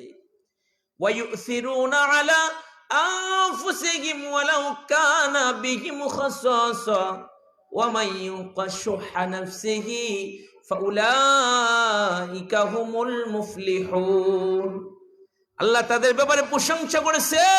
হাবিবে কিবরিয়ার কাছে কোরআনের আয়াত বানায় আল্লাহ পাঠাইছে। 3 নাম্বার সত্যবাদী সাহাবীরা সিদ্দিক, আবু বকর সিদ্দিক রাদিয়াল্লাহু আনহু। এমন সত্যবাদী নবী এক রাত্রে আস্তে করে বলেছে, আবু বকর যে অবস্থা দেখা যায় মনে হয় মক্কায় থাকা যাবে না, হিজরত করব, হিজরত করব, হিজরত করব, তো সাথে আপনাকে বানাবো। সফর সঙ্গে আপনারে বানাবো, আপনি রেডি থাকেন। নবী একদিন বলছে, আবু বকর ওই দিন থেকে ঘুম নাই, সারাদিন পেয়ারা নবীর সাথে থাকে। রাত হইলে বাসায় তো যাইতেই হয়, বিবি বাচ্চার কাছে তো যাইতেই হয়, বাসায় গিয়ে ঘুমাই না, জানিবে কাপড়ের মধ্যে পেঁচায়া কাপড়টা মাথার উপরে দিয়া দরজার পাশে হেলান দিয়া দাঁড়ায় থাকে। আল্লাহু আকবার বলেন।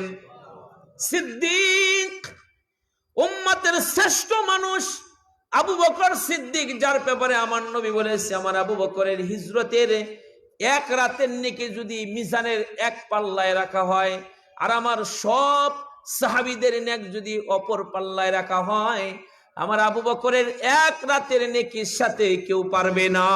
সুবহানাল্লাহ।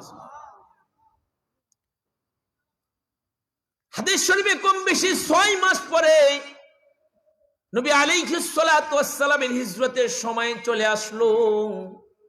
নবী যাইতে চাই না, কিন্তু জিবরাইল আইসা বলতেছে, আল্লাহর দোস্ত উঠুন, আর শুয়ে থাকা যাবে না, আপনার ঘরটা কাফেররা ঘেরাও করেছে, আপনি চলুন, আপনি বেরিয়ে পড়ুন। লম্বা কথা, আমি ওদিকে যাব না বাবা। আল্লাহর দোস্ত দোয়া পরে বের হয়ে গেল। কাবা ঘরের দিকে তাকায় আল্লাহর নবী কাঁদে। হাজী সাহেবরা দেখে আসছে আল্লাহ রসুলের বাড়ি থেকে কাবা ঘর কত দূর, অনেক দূর নাকি? আল্লাহু আকবার কবীরা। নামায় নামায় কাবা ঘরে, নবীর বাড়ির নামায়। তবে নবীর বাড়ির সামনে আবু জাহেলের বাড়ি। কার বাড়ি? কার বাড়ি? নবীর বাড়ির সামনে। আরে কপাল পোড়া, নবীর বাড়ির সামনে তাই কেউ নবীরে চিনল না। চিনছে কিন্তু মানে নাই আর কি, যে মানলে তো আমার নেতাগিরিটা শেষ হয়ে যাবো, এর লিগা মানে নাই। হাজী সাহেবরা ওখানে বাথরুম করে গিয়ে, আমি তো এই মাহফিলের আগে গেলাম, তো ওর বাড়ি অনেকবার দেখেছি, কখন ওর বাড়িতে পেশাব করবার লেগেও যায়নি। মনে মনে চিন্তা করছি, এরকম একটা সিটারের বাড়িতে আমার পেশাবটাও রাখবার লেগে চাই না। সিটার, ওর বাড়িতে পেশাবও করতাম না, ওটা লেগে করুন। নবীর বাড়ির কাছে থাইকেও কপাল খারাপ। আর কোথায় হাফসা, হযরতে বেলাল, কপাল ভালো। নবী মেরাজে গেছে, বেলালের পায়ের আওয়াজ পায় জান্নাতে। সুবহানাল্লাহ বলেন না? আল্লাহু আকবার কবীরা। আল্লাহর দোস্ত কাবা ঘরের দিকে তাকায় রইছে, চোখের পানিতে আল্লাহর দোস্তের দাড়ি বুক ভিজা যাইতেছে। হাইরে, মনে বড় তামান্না ছিল এই ঘরের খেদমত করব, ঝাড়ু দিব, নামাজ পড়ব, কিন্তু জালেমরা মানে থাকতে দিল না। আবু বকরের বাড়ি দেখছেন, নবী আবু বকরের বাড়ির দরজায় গিয়ে দাঁড়ায় গেল। আস্তে করে ডাক দিলেন, ইয়া আবু বকরিন। সাথে সাথে এক মুহূর্ত দেরি নয়, দরজা ওপেন করে বলতেছে, লাব্বাইক ইয়া রাসূলুল্লাহ, লাব্বাইক ইয়া হাবিবাল্লাহ। আল্লাহ রাসূল কাদের বলে, আবু বকর আস্তে করে ডাকলাম আর দরজাটা খুইলা দিলেন, আপনি কি ঘুমান নাই? আবু বকর কাঁদে আর বলে, ওগো আল্লাহর নবী, যেই দিন আপনি আমাকে ইশারা করেছেন হিজরতের সঙ্গী আমারে বানাবেন, ওই দিন থেকে নিয়ে আজ পর্যন্ত দিনের বেলায় আপনার সাথে থাকি, রাত্রে হইলে কাপড় চোপড় যা লাগবে কাপড়ের মধ্যে বেঁধে মাথায় নিয়ে দরজার পাশে দাঁড়ায় থাকে আপনার অপেক্ষায়। সুবহানাল্লাহ বলেন। সিদ্দিক, মুখে যেই কথা দিলের মধ্যেও সেই কথা। ইমানদার, সাচ্চা ইমানদার, কামিল মুমিন। আল্লাহ নবী বলেন, আবু বকর দেরি করা যাবে না, কাফেররা যদি আমার ঘরে আমাকে খুঁজা না পায়, ওরা আমাকে খোঁজার জন্য বেরিয়ে পড়বে, জলদি করে বেরিয়ে পড়ুন। এদিকে আল্লাহ নবী যখন বের হচ্ছে ঘরের ভিতর থেকে, আলী নবীর ঘরের মধ্যে, আলী ডাইকে বলে, ওগো আল্লাহর নবী, আপনি চলে যাইতেছেন, আপনার ঘরে আমি চাদর মুড়ি দিয়ে শুয়ে থাকবো। আমি আলীকে মুহাম্মদুর রাসূলুল্লাহ মনে করে টুকরা টুকরা করে ফেলবে কাফের বেঈমানেরা। কিন্তু খুশি লাগতেছে নবীর জন্য যে মরতে পারবো, সুবহানাল্লাহ, নবীর জন্য যে আমি একটু মরা পারবো। আপনি বাইসে থাকবেন, আমি মইরা যাব, আমার দিল আনন্দ লাগতেছে, বড় ভালো লাগতেছে। আল্লাহর দোস্ত তার সফর সঙ্গী সত্যবাদী আবু বকরকে সঙ্গে নিয়ে হিজরতের রাতে মদিনার পথ ধরলেন, গারে সুরের পথ ধরলেন আল্লাহর নবী। জিবরাইলের রাহবারিতে আল্লাহর দোস্ত যায়। সিদ্দিক আকবর নবীকে পাহারা দিয়া দিয়া নিয়ে যাইতেছে। আবু বকর একবার ডান পাশে হাঁটে, আবার বাম পাশে হাঁটে, আবার সামনে হাঁটে, আবার পিছনে দৌড়ায় যায়। নবী আর কাঁদে আর বলে, আবু বকর এমন কেন করতেছেন? ধীরে হাঁটুন, আস্তে হাঁটুন, একদিক দিয়ে হাঁটুন, এমন কেন লাগাইছেন? আবু বকর ডাইকে বলো, গো আল্লাহর দোস্ত, আমার ভয় লাগে, আমার চিন্তা লাগে, আমি যখন সামনে চলে আমার ডর লাগে, যদি দু জাহানের সরদার নবীকে পিছন দিক থেকে কাফের রাতির লাগায় অথবা মারে, আমি ভয়ে টেনশনে আমি দৌড়া পিছনে আসি। আবার যখন পিছনে হাঁটি আমার ডর লাগে, না জানি অন্ধকারের মধ্যে আমার রাসূলকে ওরা সামনের দিক থেকে আক্রমণ করবে, দৌড়া সামনে চলে আসি। আল্লাহর দোস্ত গো, আমি আবু বকর আপনার সফর সঙ্গী, আমি আবু বকর জীবিত থাকতে যদি আপনার গায়ের মধ্যে কাফের একটা ফুলের টোকা লাগা অথবা আপনারে মারে, ময়দানে হাসরে মুসিবতের দিনে, বিপদের দিনে আসামির কাঠ গড়ায় আল্লাহ দাঁড় করায় যদি জিজ্ঞাসা করে, আবু বকর রে, আমার দোস্তর গায়ে মশা মাছি বসা হারাম করে দিছিলাম, কেন রে তুই থাকতে আমার রাসূলের গায়ে আঘাত করলো বেঈমানেরা? তুই কি আমার নবীরে সেভ করতে পারলি না? আমার নবীকে বাঁচাইতে পারলি না? আবু বকর বলে, আল্লাহ যদি এই কথা আমাকে বলে, আমি আমার রবের সামনে চেহারা দেখাইতে পারবো না, আমি মইরা যাব, আল্লাহ রাসূল জীবিত থাকবে, এটা আমি আবু বকরের কাছে পছন্দের একটা কাজ। চিল্লায়া বলুন সুবহানাল্লাহ। হাঁটতে হাঁটতে নবীর পায়ে দগ্ধ হয়। নবী বললেন, আবু বকর আর তো নাহি হাঁটা যায়।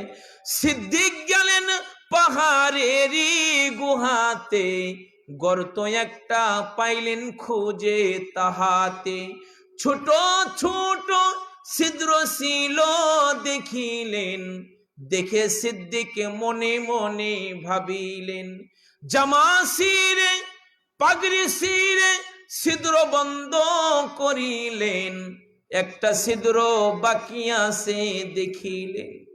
আল্লাহর নবী ক্লান্ত হয়ে পাহাড়ের পাদদেশে চলে গেল।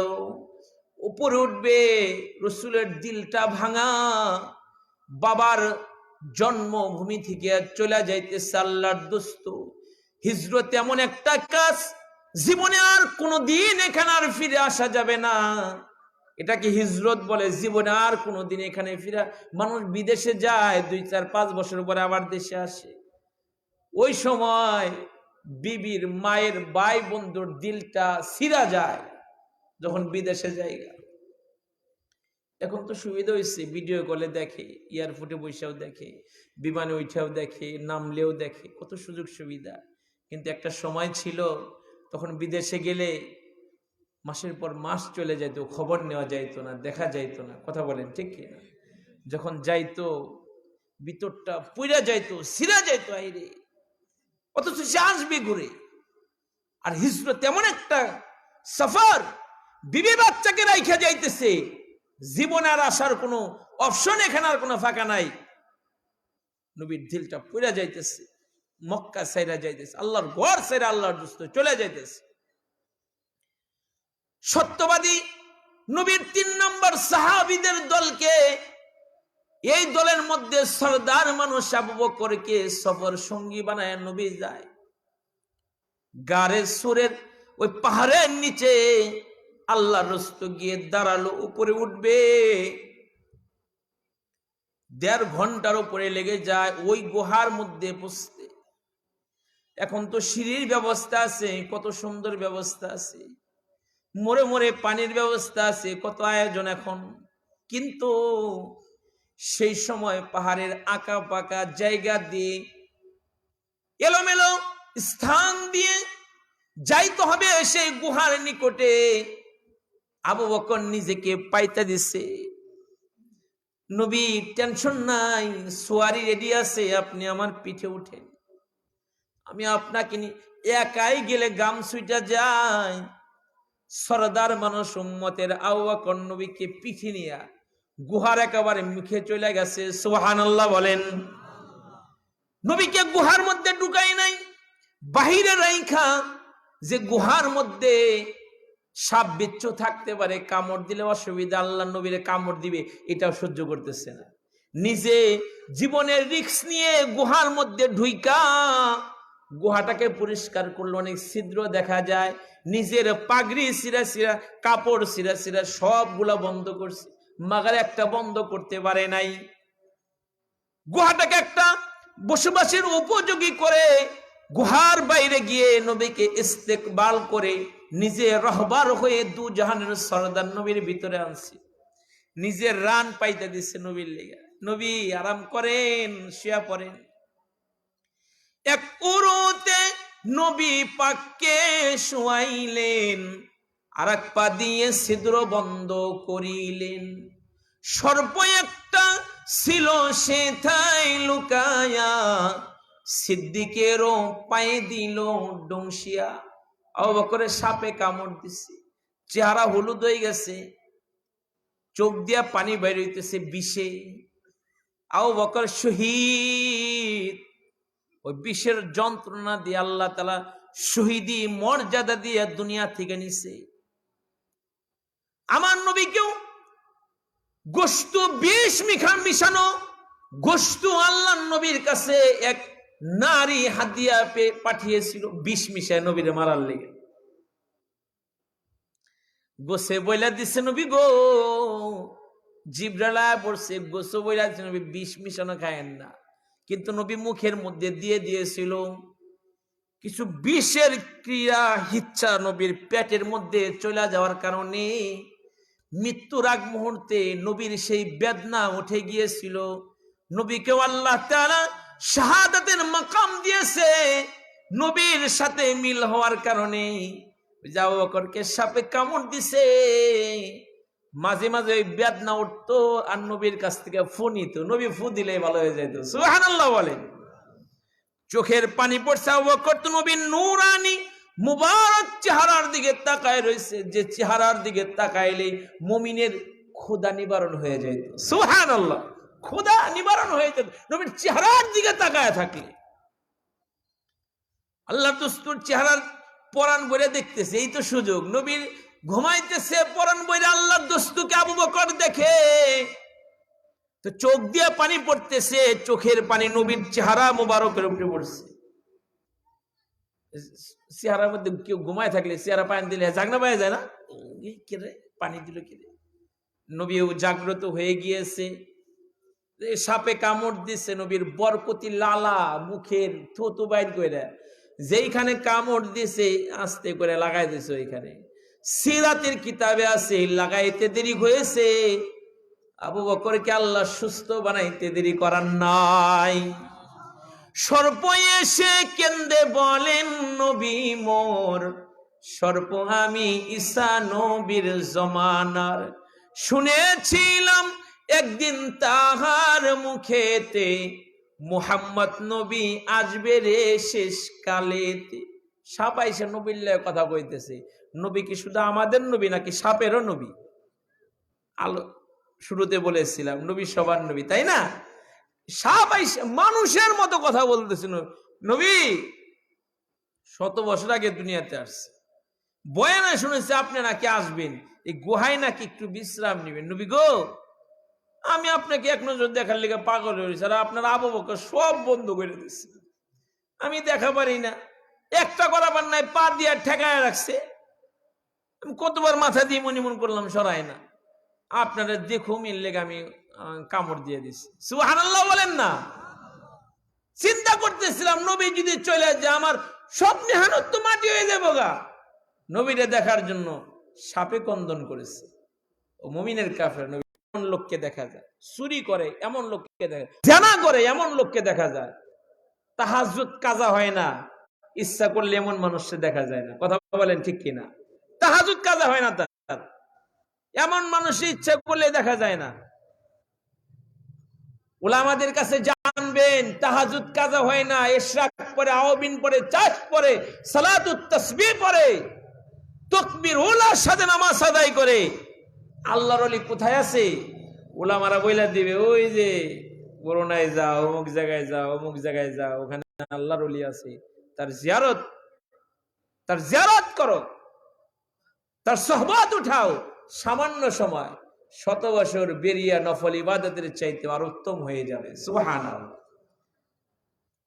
আরেকজন বলছে 1000 বছরের চাইতে আরো বেশি ফায়দা হবে অল্প সময় কোনো বুজুর্গের সোহবত ওঠানো।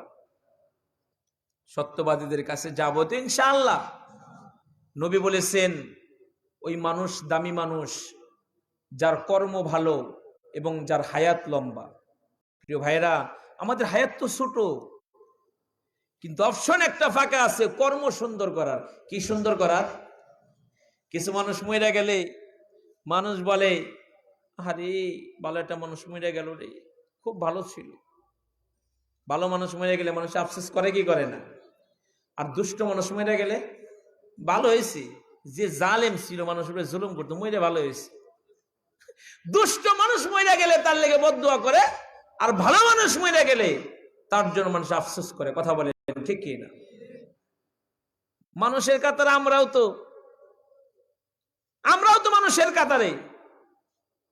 ও আমার যুবক ভাইয়েরা, বুড়া বাবারা, জীবনটা এমন করে গড়ুন, আসছি তো কান্না করতে করতে দুনিয়াতে, যেন আল্লাহর জান্নাত দেখে হাসতে হাসতে জান্নাতে যাইতে পারি। মানুষ আমার আপনার জন্য কাঁদবে। এমন জীবন কেন গড়ুন যে মানুষ সামনাসামনি ডরে প্রশংসা করে, পিছনে গেলে গালি দেয়। এমন জীবন কেন গড়ুন? আল্লাহ নবী বলেছেন যার হায়াত লম্বা এবং কর্ম ভালো সে আল্লাহর কাছে ভালো। আমাদের হায়াত তো ছোট, কিন্তু অপশন একটা ফাঁকা আছে কর্ম সুন্দর করার। পর্দার আলের মা বোনদেরকে লক্ষ্য করে আমি একটা ওয়াকিয়া তাদেরকে শোনাতে চাই। জগৎ বিখ্যাত দায়ী বড় আলেম আল্লামা তারিক জামিল দামাত বারকাতুহুম আলিয়ার লিখিত এক কিতাব থেকে এক ঘটনা আমি আপনাদের সবার উদ্দেশ্যে শোনাতে চাই। রাবিয়া বসরি নামে এক নারী ছিল আল্লাহ পাকের পছন্দের। বিয়ে হয়েছে, বিয়ে হওয়ার পরে স্বামীর খেদমতে নিজেকে একেবারে ন্যস্ত করে দিয়েছে। কোনো কারণে যেন স্বামী আমার উপরে নারাজ না হয়, অসন্তুষ্ট না হয়। দিন রাত স্বামীর খেদমত, স্বামীর জন্য পরিপাটি, স্বামীর জন্য ঘর গুছানো, সবকিছুতে একেবারে নিজেকে অ্যাক্টিভ রাখে। আমাদের ঘরের নারীরাও থাকে। স্বামী যদি অফিস থেকে আসে, বাসা থেকে, চাকরি থেকে আসে, বিদেশ থেকে আসে, কাজের মেয়েরা যেমন পুরান কাপড় বইরা থাকে এমন কাপড় বইরা থাকে, নিজেকে পরিপাটি করে না, বিছানার চাদরটাও পরিবর্তন করে না। যদি শুনে কোনো মেহমান আইতেছে, কোনো বন্ধু আসতেছে, কোন আত্মীয় স্বজন আইতেছে, 1 সপ্তাহ আগে থেকে ঘর গোছানো শুরু করে, নিজেকে পরিপাটি করে, মেহমান আসলে সুন্দর কাপড় পরে। না, স্বামীর সামনে পরিপাটি হইতে হয়। পর্দার আলের মা বোনদেরকে বলবো, স্বামীদেরকে যদি পরকীয়া থেকে বাঁচাতে চান নিজেদেরকে পরিপাটি রাখুন। মানুষকে আল্লাহ সবচেয়ে সুন্দর করে বানাইছে, কোরআনে আল্লাহ কথা বলেছে 4 জিনিসের কসম করে। একটা মানুষ যেমনই হোক, সে যদি নিজেকে পরিপাটি রাখে, সুন্দর একটা কাপড় পরে, মানুষটা যেমনই হোক তাকে দেখতে ভালো লাগবে। কথা বলেন ঠিক কি না? তাকে দেখতে ভালো লাগবে। রাবিয়া বসরি রাত্রিবেলায় স্বামীর বিছানাটাকে পরিপাটি করে, নিজেকে পরিপাটি করে স্বামী যখন শুইতেন তার কাছে যাইতেন, গিয়ে বলতেন, স্বামী এই মুহূর্তে আমার দ্বারা কোনো কাজ আছে? বড় আদবের সাথে বলতেন। স্বামী যদি বলতেন না, রাত হয়েছে, ঘুমায় যাও, কোনো কাজ নাই, রাবিয়া বসরি বলতেন, তাহলে আমার একটু ছুটি দেন। স্বামী অবাক হয়ে বলতো, তুমি ছুটি নিয়ে কই যাবে এত রাত্রে? বলে, না, কোথাও যাব না। কোথাও যাব না? তাই ছুটি নাও কি লেগে? একটু যদি ছুটি দেন তাহলে আমি একটু ঘরের কোণে যায় নামাজটা বিছায়া আমি একটু আমার আল্লাহরে সময় দেব। সুবহানাল্লাহ বলেন, জুড়ে বলেন সুবহানাল্লাহ। কারে সময় দিবে? আল্লামা তারিক জামিল লেখেন, যায় নামাজে রাবিয়া বসরির ফজরের আজান হতো। সুবহানাল্লাহ, যায় নামাজে রাবিয়া বসরির ফজরের আজান হইতো। আমাদের দেশের মা বোনদেরও ফজরের আজান হয়, আমাদেরও ফজরের আজান হয়। মোবাইল টিপতে টিপতে, ফেসবুক দেখতে, চ্যাটিং করতে করতে, ইউটিউব দেখতে দেখতে ফজর আজান হয়। বিবি একদিকে ঘুইরা, স্বামী একদিকে ঘুইরা, মোবাইল। মোবাইল আমাদেরকে শেষ করে দিচ্ছে। মোবাইল থেকে কাউরে বাঁচানো যাবে না, মানে কাউরে ফিরানো যাবে না। তবে আমি অনুরোধ করব, এই ইউটিউবের মধ্যে আল্লামা খালিদ সাইফুল্লাহ ইউবি, শাইখুল হাদিস ইবনে শাইখুল হাদিস, আরো বুজুর্গ বুজুর্গ আলেম ওলামার বয়ান আছে, ওগুলা শুনেন। এই বাংলার এই শাহজালালের এই মাটির বিশ্ব সেরা হাফেজে কোরআন আছে, তাদের তিলাওয়াত ইউটিউবের মধ্যে আছে, ওগুলা শুনেন। বহুত ফায়দা হইব, ইমান চাঙ্গা হইব। আর যদি ঠাকুমার ঝুলি দেখেন, নষ্টা মহিলাদের নাটক ফাটক দেখেন, গান দেখেন, ইমান ধ্বংস হইব। কথা বলেন ঠিক কি না? তাদের জন্য এই মোবাইল ক্ষতিকর। যারা উলামাদের বয়ান শুনে তাদের জন্য এই মোবাইল উপকারী। আলহামদুলিল্লাহ। ফজরের আজান তার জায়নামাজেই হতো। অল্প বয়সে স্বামী মরে গেছে। স্বামী মারা যাওয়ার পরে যুগের শ্রেষ্ঠ বুজুর্গ হাসান বসরি রহমাতুল্লাহি আলাইহি নিজের বিয়ের প্রস্তাব নিজেই রাবিয়ার বাড়িতে নিয়ে আইছে। পর্দার আড়াল থেকে রাবিয়ারে ডাইকে বলতেছে, রাবিয়া, আমি হাসান আসছি, আমি তোমাকে বিয়ে করবার লিগে চাই, তুমি যদি থাকো রাজি, আমি ডাকমো কাজী। বাইরে থেকে বলতেছে। আমার যুবক ভাইয়েরা, আমরা তো বিয়ে করি মেয়ের রূপ লাবণ্য দেখে, সৌন্দর্য দেখে, ঘর বাড়ি দেখে, বাবার ভালো পজিশন আছে কিনা, ভাইদের ক্ষমতা আছে কিনা, মেয়েটা স্মার্ট কিনা, না ক্যান কালচার, সুন্দর করে কথা বলতে পারে কিনা, সবার সাথে ম্যাচ হতে পারে কিনা, এগুলো আমরা দেখি। আল্লামা তারিক জামিল লেখে, রাবিয়া বসরি কোনো সুন্দরী নারী ছিল না, কিন্তু হাসান বসরি কেন গেল? যুগের শ্রেষ্ঠ একজন মানুষ, তাবিঈ, আল্লাহ পাকের পেয়ারা মানুষ, কেন গেল রাবিয়াকে বিয়ে করার জন্য? আল্লামা তারিক জামিল লেখে, তার জাহের দেখে যায় নাই, তার বাতিন দেখে গেছে। সুবহানাল্লাহ বলে। কি দেখে গেছে? ভিতর দেখে, ভিতর, উপর দেখে যায় নাই। আল্লাহ মানুষের উপর দেখে না, দেখে কোনটা? ভিতর দেখে, ভিতর। রাবিয়া বসরি পর্দার আড়াল থেকে বলতেছেন, ও হাসান, আমি বিয়ে করতে প্রস্তুত আছি, কিন্তু আপনার কাছে আমার 4টা প্রশ্ন আছে, আপনি যদি জবাব দিতে পারেন আমার কোনো আপত্তি নাই, কিন্তু জবাব না দিতে পারলে আমার আপত্তি আছে। যুগের শ্রেষ্ঠ ওয়ালি হাসান বসরি চিন্তা করলো, মেয়ে মানুষ কি ভাই প্রশ্ন করবে? বলে দিল, যাও প্রশ্ন শুরু করো, শুনতে চাই তোমার কি প্রশ্ন। পর্দার আড়াল থেকে রাবিয়া বসরি ডাইকে বলে, ও হাসান, আমি আপনার কাছে জানতে চাই, আপনি বলুন, আমি রাবিয়া বসরি, আমি কি জান্নাতি নাকি জাহান্নামী, কোনটা? 2 নাম্বার, হাসরের কঠিন ময়দানে, মুসিবতের দিনে রব্বি করিম যার উপরে খুশি হবে তার ডান হাতে আমলনামা দিবে, আর যার উপরে নারাজ হবে তার বাম হাতে আমলনামা দিবে। হাদিসে আছে, বাম হাতে আমলনামা স্বাভাবিক অবস্থায় দিবে না, তার বুকটা ছিদ্র কইরা বাম হাতটা বুকের ভিতর দিয়ে ঢুকায়া পিছন দিক দিয়া বের কইরা আমলনামা বাম হাতে দেওয়া হবে। চিৎকার করতে থাকবে, চোখের পানি ফোরায়া যাবে, চোখ দিয়া রক্ত পড়বে। ফেরেশতারা মুখটা ভাঙ্গা পিছনের দিকে দিয়ে দিবে, আমলনামা পর জীবন বইরা কোন কাজ কইরা হায়াত কাটাইছস। ও হাসান, আর যার ডান হাতে আমলনামা পেয়ে যাবে সে তো মহা খুশি হয়ে যাবে, মহা বিজয় অর্জন করবে, ডান হাতে যে আমল নামা পাবে সবাইরে দেখাবে, দেখো আমি ডান হাতে আমল নামা পাইছি, দেখো আমি ডান হাতে আমল নামা পাইছি। ছেলে বিদেশ থেকে টাকা পাঠাইলে আব্বাই মসজিদে এসে গল্প করে, চায়ের দোকানে গিয়ে গল্প করে, আমার বাজানে টাকা পাঠাইছে, মোবাইল পাঠাইছে, অনেক খাবার পাঠাইছে, গল্প করে কি করে না? বাবা খুশিতে কার কাছে যেটা প্রকাশ করবো পাগল হয়ে জায়গা। মায়ে জালদের কাছে, বান্ধবীদের কাছে গল্প করে, জিজ্ঞেস করে নাই, গল্প করতে থাকে, মানে খুশিতে এসে বলে আমার বাজানে আমেরিকা থেকে আমার লেগে মোবাইল পাঠাইছে, আমার টাকা পাঠাইছে, খাবার পাঠাইছে। খুশি, মা বাবার খুশি দেখার জন্য আর কেউ নেই, এত খুশি হয়। আল্লাহু আকবার কাবীরা। তো ডান হাতে যা আমল নামা সে মহা খুশি হয়ে সবাইকে দেখাবে, দেখো আমি ডান হাতে আমল নামা পেয়েছি। ও হাসান, আমি তোমার কাছে জানতে চাই, তুমি বলো আমি কি ডান হাতে আমল নামা পাবো নাকি বাম হাতে, কোনটা? হাসান বসরি প্রশ্ন শুই না যেন আকাশ থেকে জমিনে পড়ছে, বলে কি? বলে 3 নম্বর হাসরের ময়দানে একটা মিজানের পাল্লা কায়েম করা হবে, কারণ নেকের পাল্লা ভারী হবে আর কারো গুনার পাল্লা ভারী হবে। ও হাসান, তোমার নিকট জানতে চাই, আমি রাবিয়ার কি নেকের পাল্লা ভারী হবে নাকি গুনার পাল্লা ওজন হবে, কোনটা? 4 নম্বর প্রশ্ন, ও হাসান তুমি বলো হাসরের ময়দানে জান্নাতে যাওয়ার জন্য একটা মাত্র রাস্তা থাকবে, বিকল্প আর কোন রাস্তা পাওয়া যাবে না, সেটা হলো পুলসিরাতের পুল।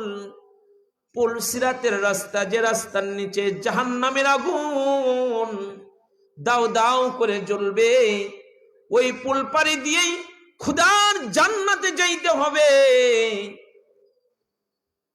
দুনিয়াতে সব শহরে ঢোকার জন্য, সিলেট শহরে সব শহরে ঢোকার জন্য একাধিক রাস্তা থাকে, এক রাস্তা দিয়ে গাড়ি না ঢুকলে বিকল্প আর এক রাস্তা দিয়ে যায়। কিন্তু জান্নাত এমন এক শহরের নাম, যেই শহরে প্রবেশের রাস্তা শুধুমাত্র কেবলমাত্র একটা, সেটা হলো পুলসিরাতের রাস্তা। ও হাসান তুমি বলো আমি কি ওই পুল পাড়ি দিয়ে মালিকের জান্নাতে যাব নাকি কাইটা জাহান্নামের আগুনে পড়ে যাব? হাসান বসরি ডাইকা বলে, আল্লাহর বান্দি, কে জান্নাতি আর কে জাহান্নামী দুনিয়ার কেউ বলতে পারবে না, আমিও বলতে পারবো না। জানেন কে? আল্লাহ জানে। আল্লাহ ডান হাতে কে আমল নামা পাবে, বাম হাতে কে আমল নামা পাবে, আল্লাহ জানে।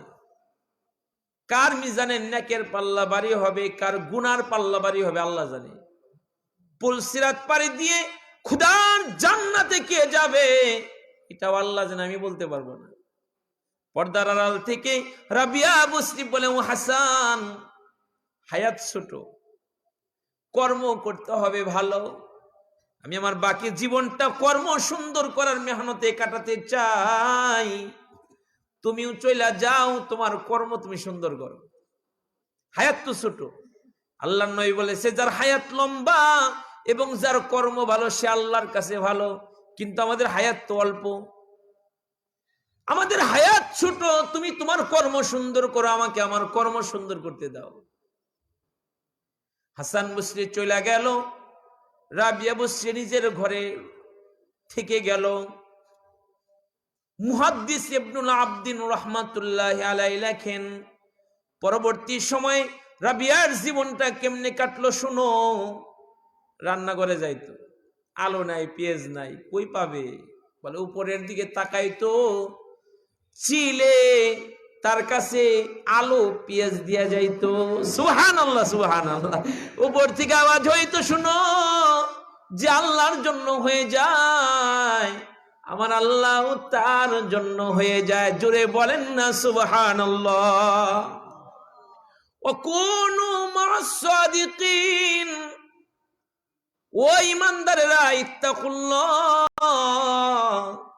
ওয়াকুনু মা'আস সাদিকিন, আল্লাহরে ভয় করো আর সত্যবাদীদের কাছে যাও। ও বাজারে যাচ্ছেন সত্যবাদীদের কাছে।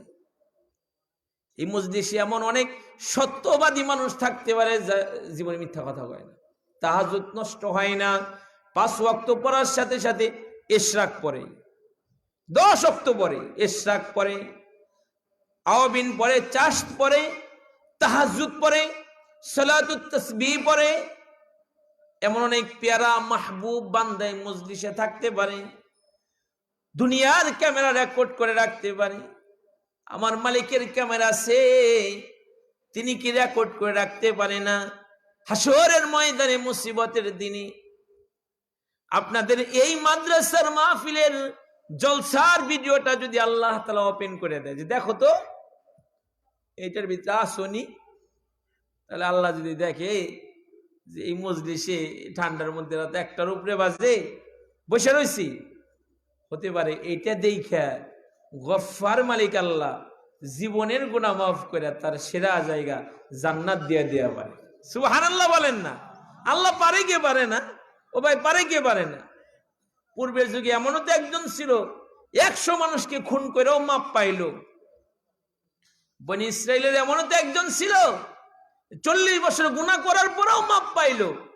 নবীর যুগে এমনও তো একজন ছিল যে লাশের সাথে জিনা কইরাও মাপ পাইল। নবীর কাছে এক যুবক আসছে, কাঁদতেছে। নবী বলে, কাঁদো কেন? বলে, হুজুর আমি মারাত্মক গুনাহ করছি। কি করছো বলো না? যুবক বলতেছি, ইয়া রাসূলুল্লাহ আমি কাফনের কাপড় চুরি করি, খবর রাখি কে মারা যায়, রাতের অন্ধকারে কবরস্থানে গিয়ে কবরের মাটি সরায়া লাশ উঠে কাফনের কাপড়টাই না খুইলাই না, ওগুলো সুন্দর করে ধুয়ে বাজারে বিক্রি করি আর ওগুলো দিয়ে পরিবার চালাই। নবী গো, সংবাদ পাইলাম এক নারী মারা গেছে, নারীর দেহে কাপড় বেশি, পুরুষের গায়ে কাপড় কম। তা আমি চলে গেলাম রাতের অন্ধকারে কবরস্থানে, কবরের মাটি সরাইয়া লাশ উঠাইয়া কাফনের কাপড়টাই না যখন খুলতাছি, শয়তান আমার মাথার উপরে আরো ভর করলো। দেখলাম যুবতী, আমি নারীর সাথে জিনার মতো অপকর্ম করলাম। এ তো 1500 বছর আগের কথা বলছি।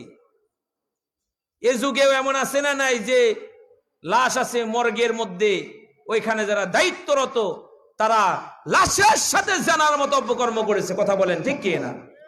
এই বাংলাদেশে, এই বাংলাদেশ। ইয়া আল্লাহ, আপনি হেদায়েত দান করুন, আমিন বলুন। নবীর কাছে এসে কাঁদতেছে আর বলতেছে, নবী আমি জিনা করে ফেললাম। কাফনের কাপড়গুলো নিয়ে যখন আমি আসতেছি, কে যেন পিছন দিক থেকে আমার ডাইকে বলতেছে, আমারে কি করলি?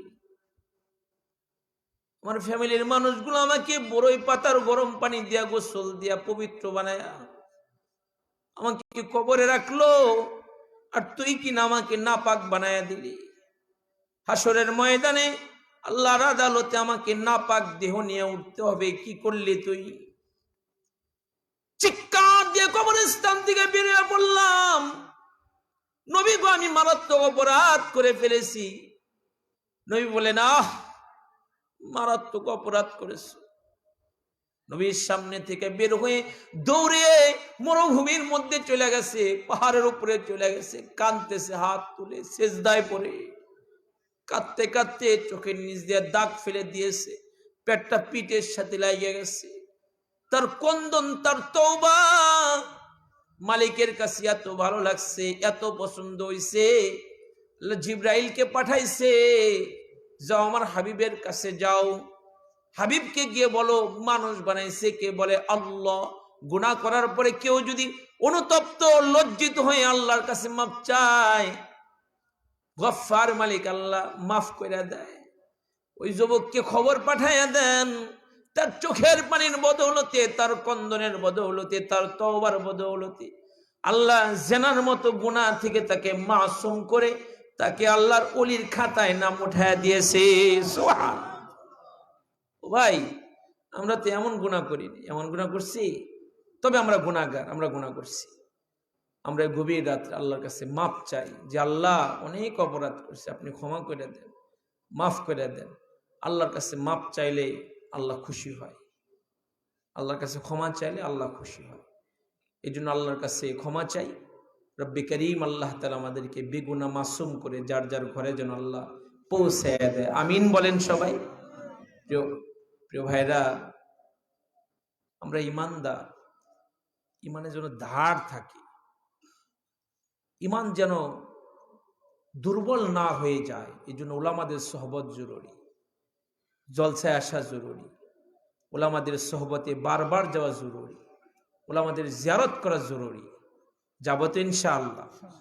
আল্লাহর ভয় দিলে লালন করব, সত্যবাদীদের সোহবত উঠাবো এবং নবী আলাইহিস সালাতু ওয়াস সালামের সুন্নতের উপরে বেশি থেকে বেশি আমল করব, নবীর উপরে দুরূদ পড়ব ইনশাআল্লাহ। বলুন। যা কিছু বলছি আল্লাহ থেকে আমাদেরকে ইবরত হাসিল করার তৌফিক দান করুন, শিক্ষা গ্রহণ করার তৌফিক দান করুন। ইমান নিয়ে সত্যিকারের মুত্তাকি কমপ্লিট মুসলমান হয়ে রব্বে কারীম আল্লাহ তাআলা আমাদেরকে কবরে যাওয়ার তৌফিক আল্লাহ তাআলা দান করুন, আমিন।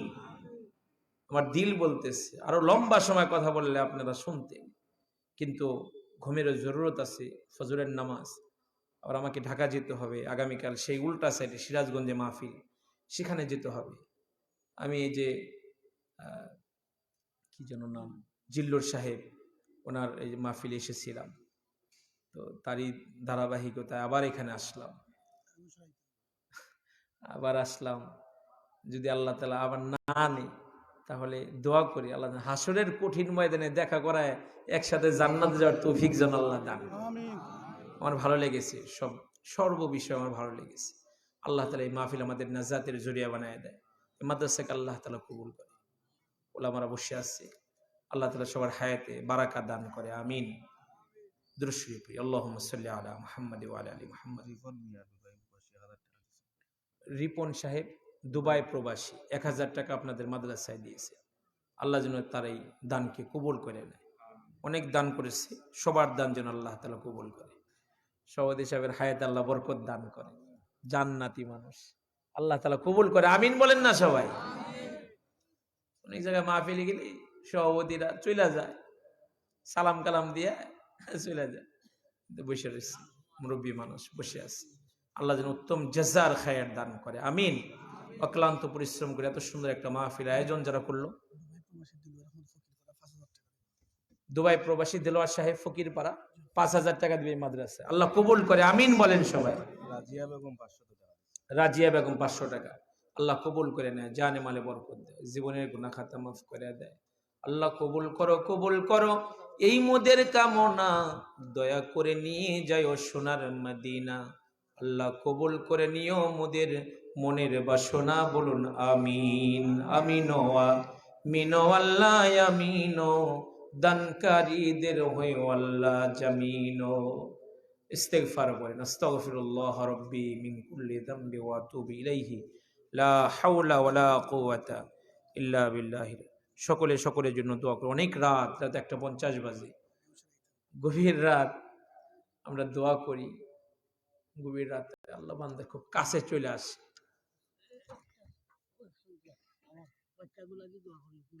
জি জি জি, দোয়া আমরা দোয়া করি, সবার জন্য দোয়া হবে ইনশাআল্লাহ।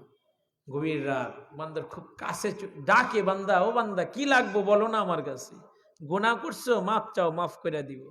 টাকা লাগবো আমার কাছে বলো, আমি টাকা দিয়ে দিব। ছেলে লাগবো আমার কাছে বলো, দিব। চাবো কার কাছে তাহলে ইনশাআল্লাহ? কার কাছে চাবো? আল্লাহ তৌফিক দান করেন। আলহামদুলিল্লাহি রাব্বিল আলামিন, ওয়াসসালাতু ওয়াসসালামু আলা আশরাফিল আমবিয়াই ওয়াল মুরসালিন, মুহাম্মাদিন ওয়া আলিহি ওয়া আসহাবিহি আজমাইন। আল্লাহুম্মা রাব্বিরহামহুমা কামা রাব্বায়ানি সগীরা। আল্লাহুম্মা ইন্না নাসআলুকা ইলমান নাফিআ ওয়া রিজকান তাইয়্যিবা ওয়া আমালান মুতাকাব্বালা। আল্লাহুম্মা আজিরনি ফি মুসিবাতি, আল্লাহুম্মা হাসিবনি হিসাবান ইয়াসীরা, আল্লাহুম্মা আজিরনি মিনান নার, আল্লাহুম্মা আজিরনি মিনান নার। খালেক মালিক আল্লাহ পাক পরওয়ার, পাপীদেরকে দিও সজে আল্লাহ তোমার অধিকার। তুমি সারা কারি কাছে আল্লাহ করি বরদন, তুমি বিনে কে বুঝিবে আমরার মনেরই বেদন। পাপী থাকি যাই থাকি আল্লাহ বান্দা তো তোমার, মাফ কইরা দাও গো আল্লাহ রহিম ও রহমান। ভিখারি দুয়ারে খারা আল্লাহ দুঘাত বারাইয়া, ভিখারি রে খালি হাতে না দিও তারাইয়া। জ্বালায়ও না আমরা রে আল্লাহ তোমার দোজখের আগুনে,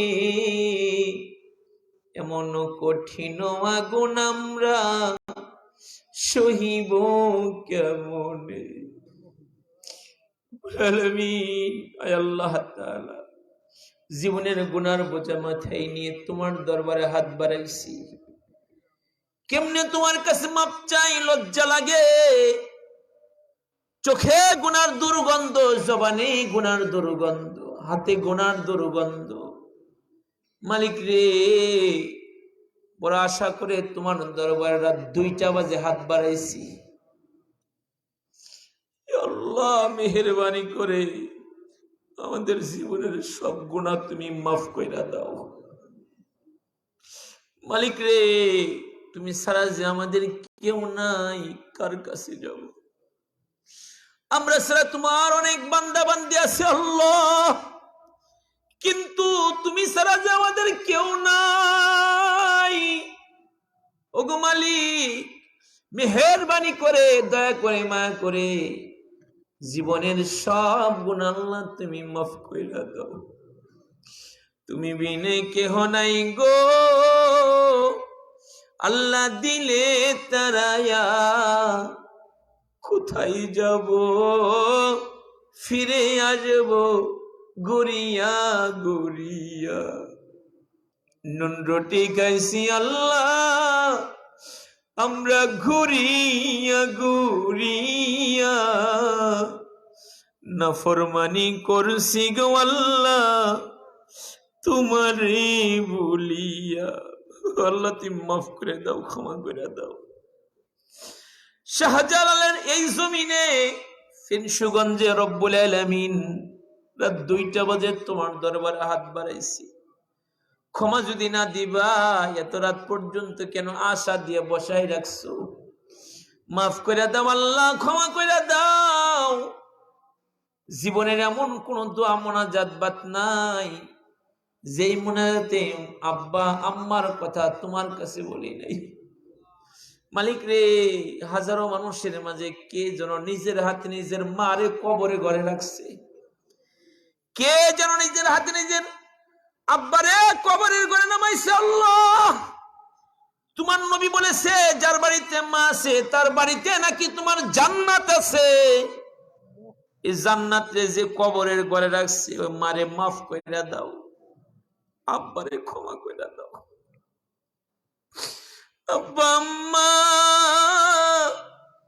সে যাদের আল্লাহ কবরে,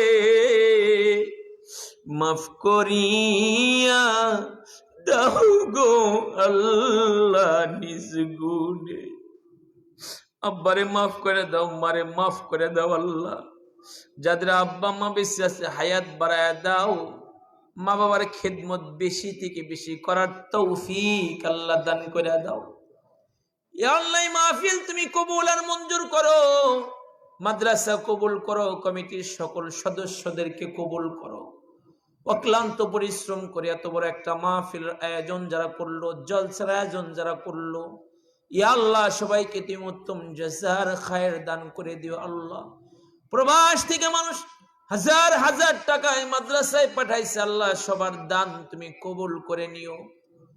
এলাকার যত নারী পুরুষ প্রবাসী আছে আল্লাহ, সকলের প্রবাসী জীবন তুমি সুন্দর করে দাও, সুখীময় করে দাও আল্লাহ। ব্যবসায়ী ভাইদের ব্যবসায় বরকত দাও, চাকরিজীবী ভাইদের চাকরিতে বরকত দাও। ইয়া আল্লাহ, এলাকার সমস্ত বালেক পুরুষকে আল্লাহ তুমি মসজিদ মুখী কইরা দাও, সমস্ত নারীদেরকে পর্দানিশিনী বানায় দাও আল্লাহ।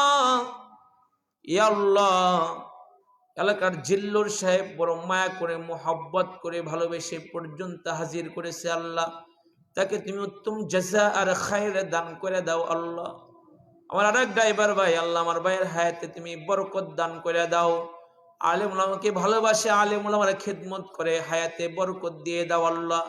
এও সিলাই জীবনের গুনাহ সব তুমি মাফ করে দাও আল্লাহ। ইয়া আল্লাহ, আমাদের সালাতুস সালাম প্যারা নবীর রওজায় পৌঁছায় দাও। বারবার তোমার হাবিবের রওজা জিয়ারতের তৌফিক দাও। রওজাতুম মিন রিয়াজিল জান্নায় গিয়ে আল্লাহ গো তোমাকে সিজদা করার তৌফিক দাও আল্লাহ। জান্নাতের ওই মাটিতে নামাজ পড়ার তৌফিক দাও আল্লাহ। মদিনার মাটিতে আমাদের মরণ দাও আল্লাহ। জান্নাতুল বাকি কবরস্থানে আমাদের জায়গা করে দাও। নবীর প্রতিবেশী বানায় দাও। নবীর মাটিতে ওফাত দাও আল্লাহ। জান্নাতুল বাকি কবরস্থানে জায়গা দাও রে আল্লাহ। মদিনারি মাটি যদি আমি হইতাম, আমার নবীজিকে বুকে ধরে রাখিতাম। নবীকে স্বপ্নে জিয়ারত নসিব করে দাও আল্লাহ। মরণের পাককালে আল্লাহ তুমি আমাদের কষ্ট দিও না।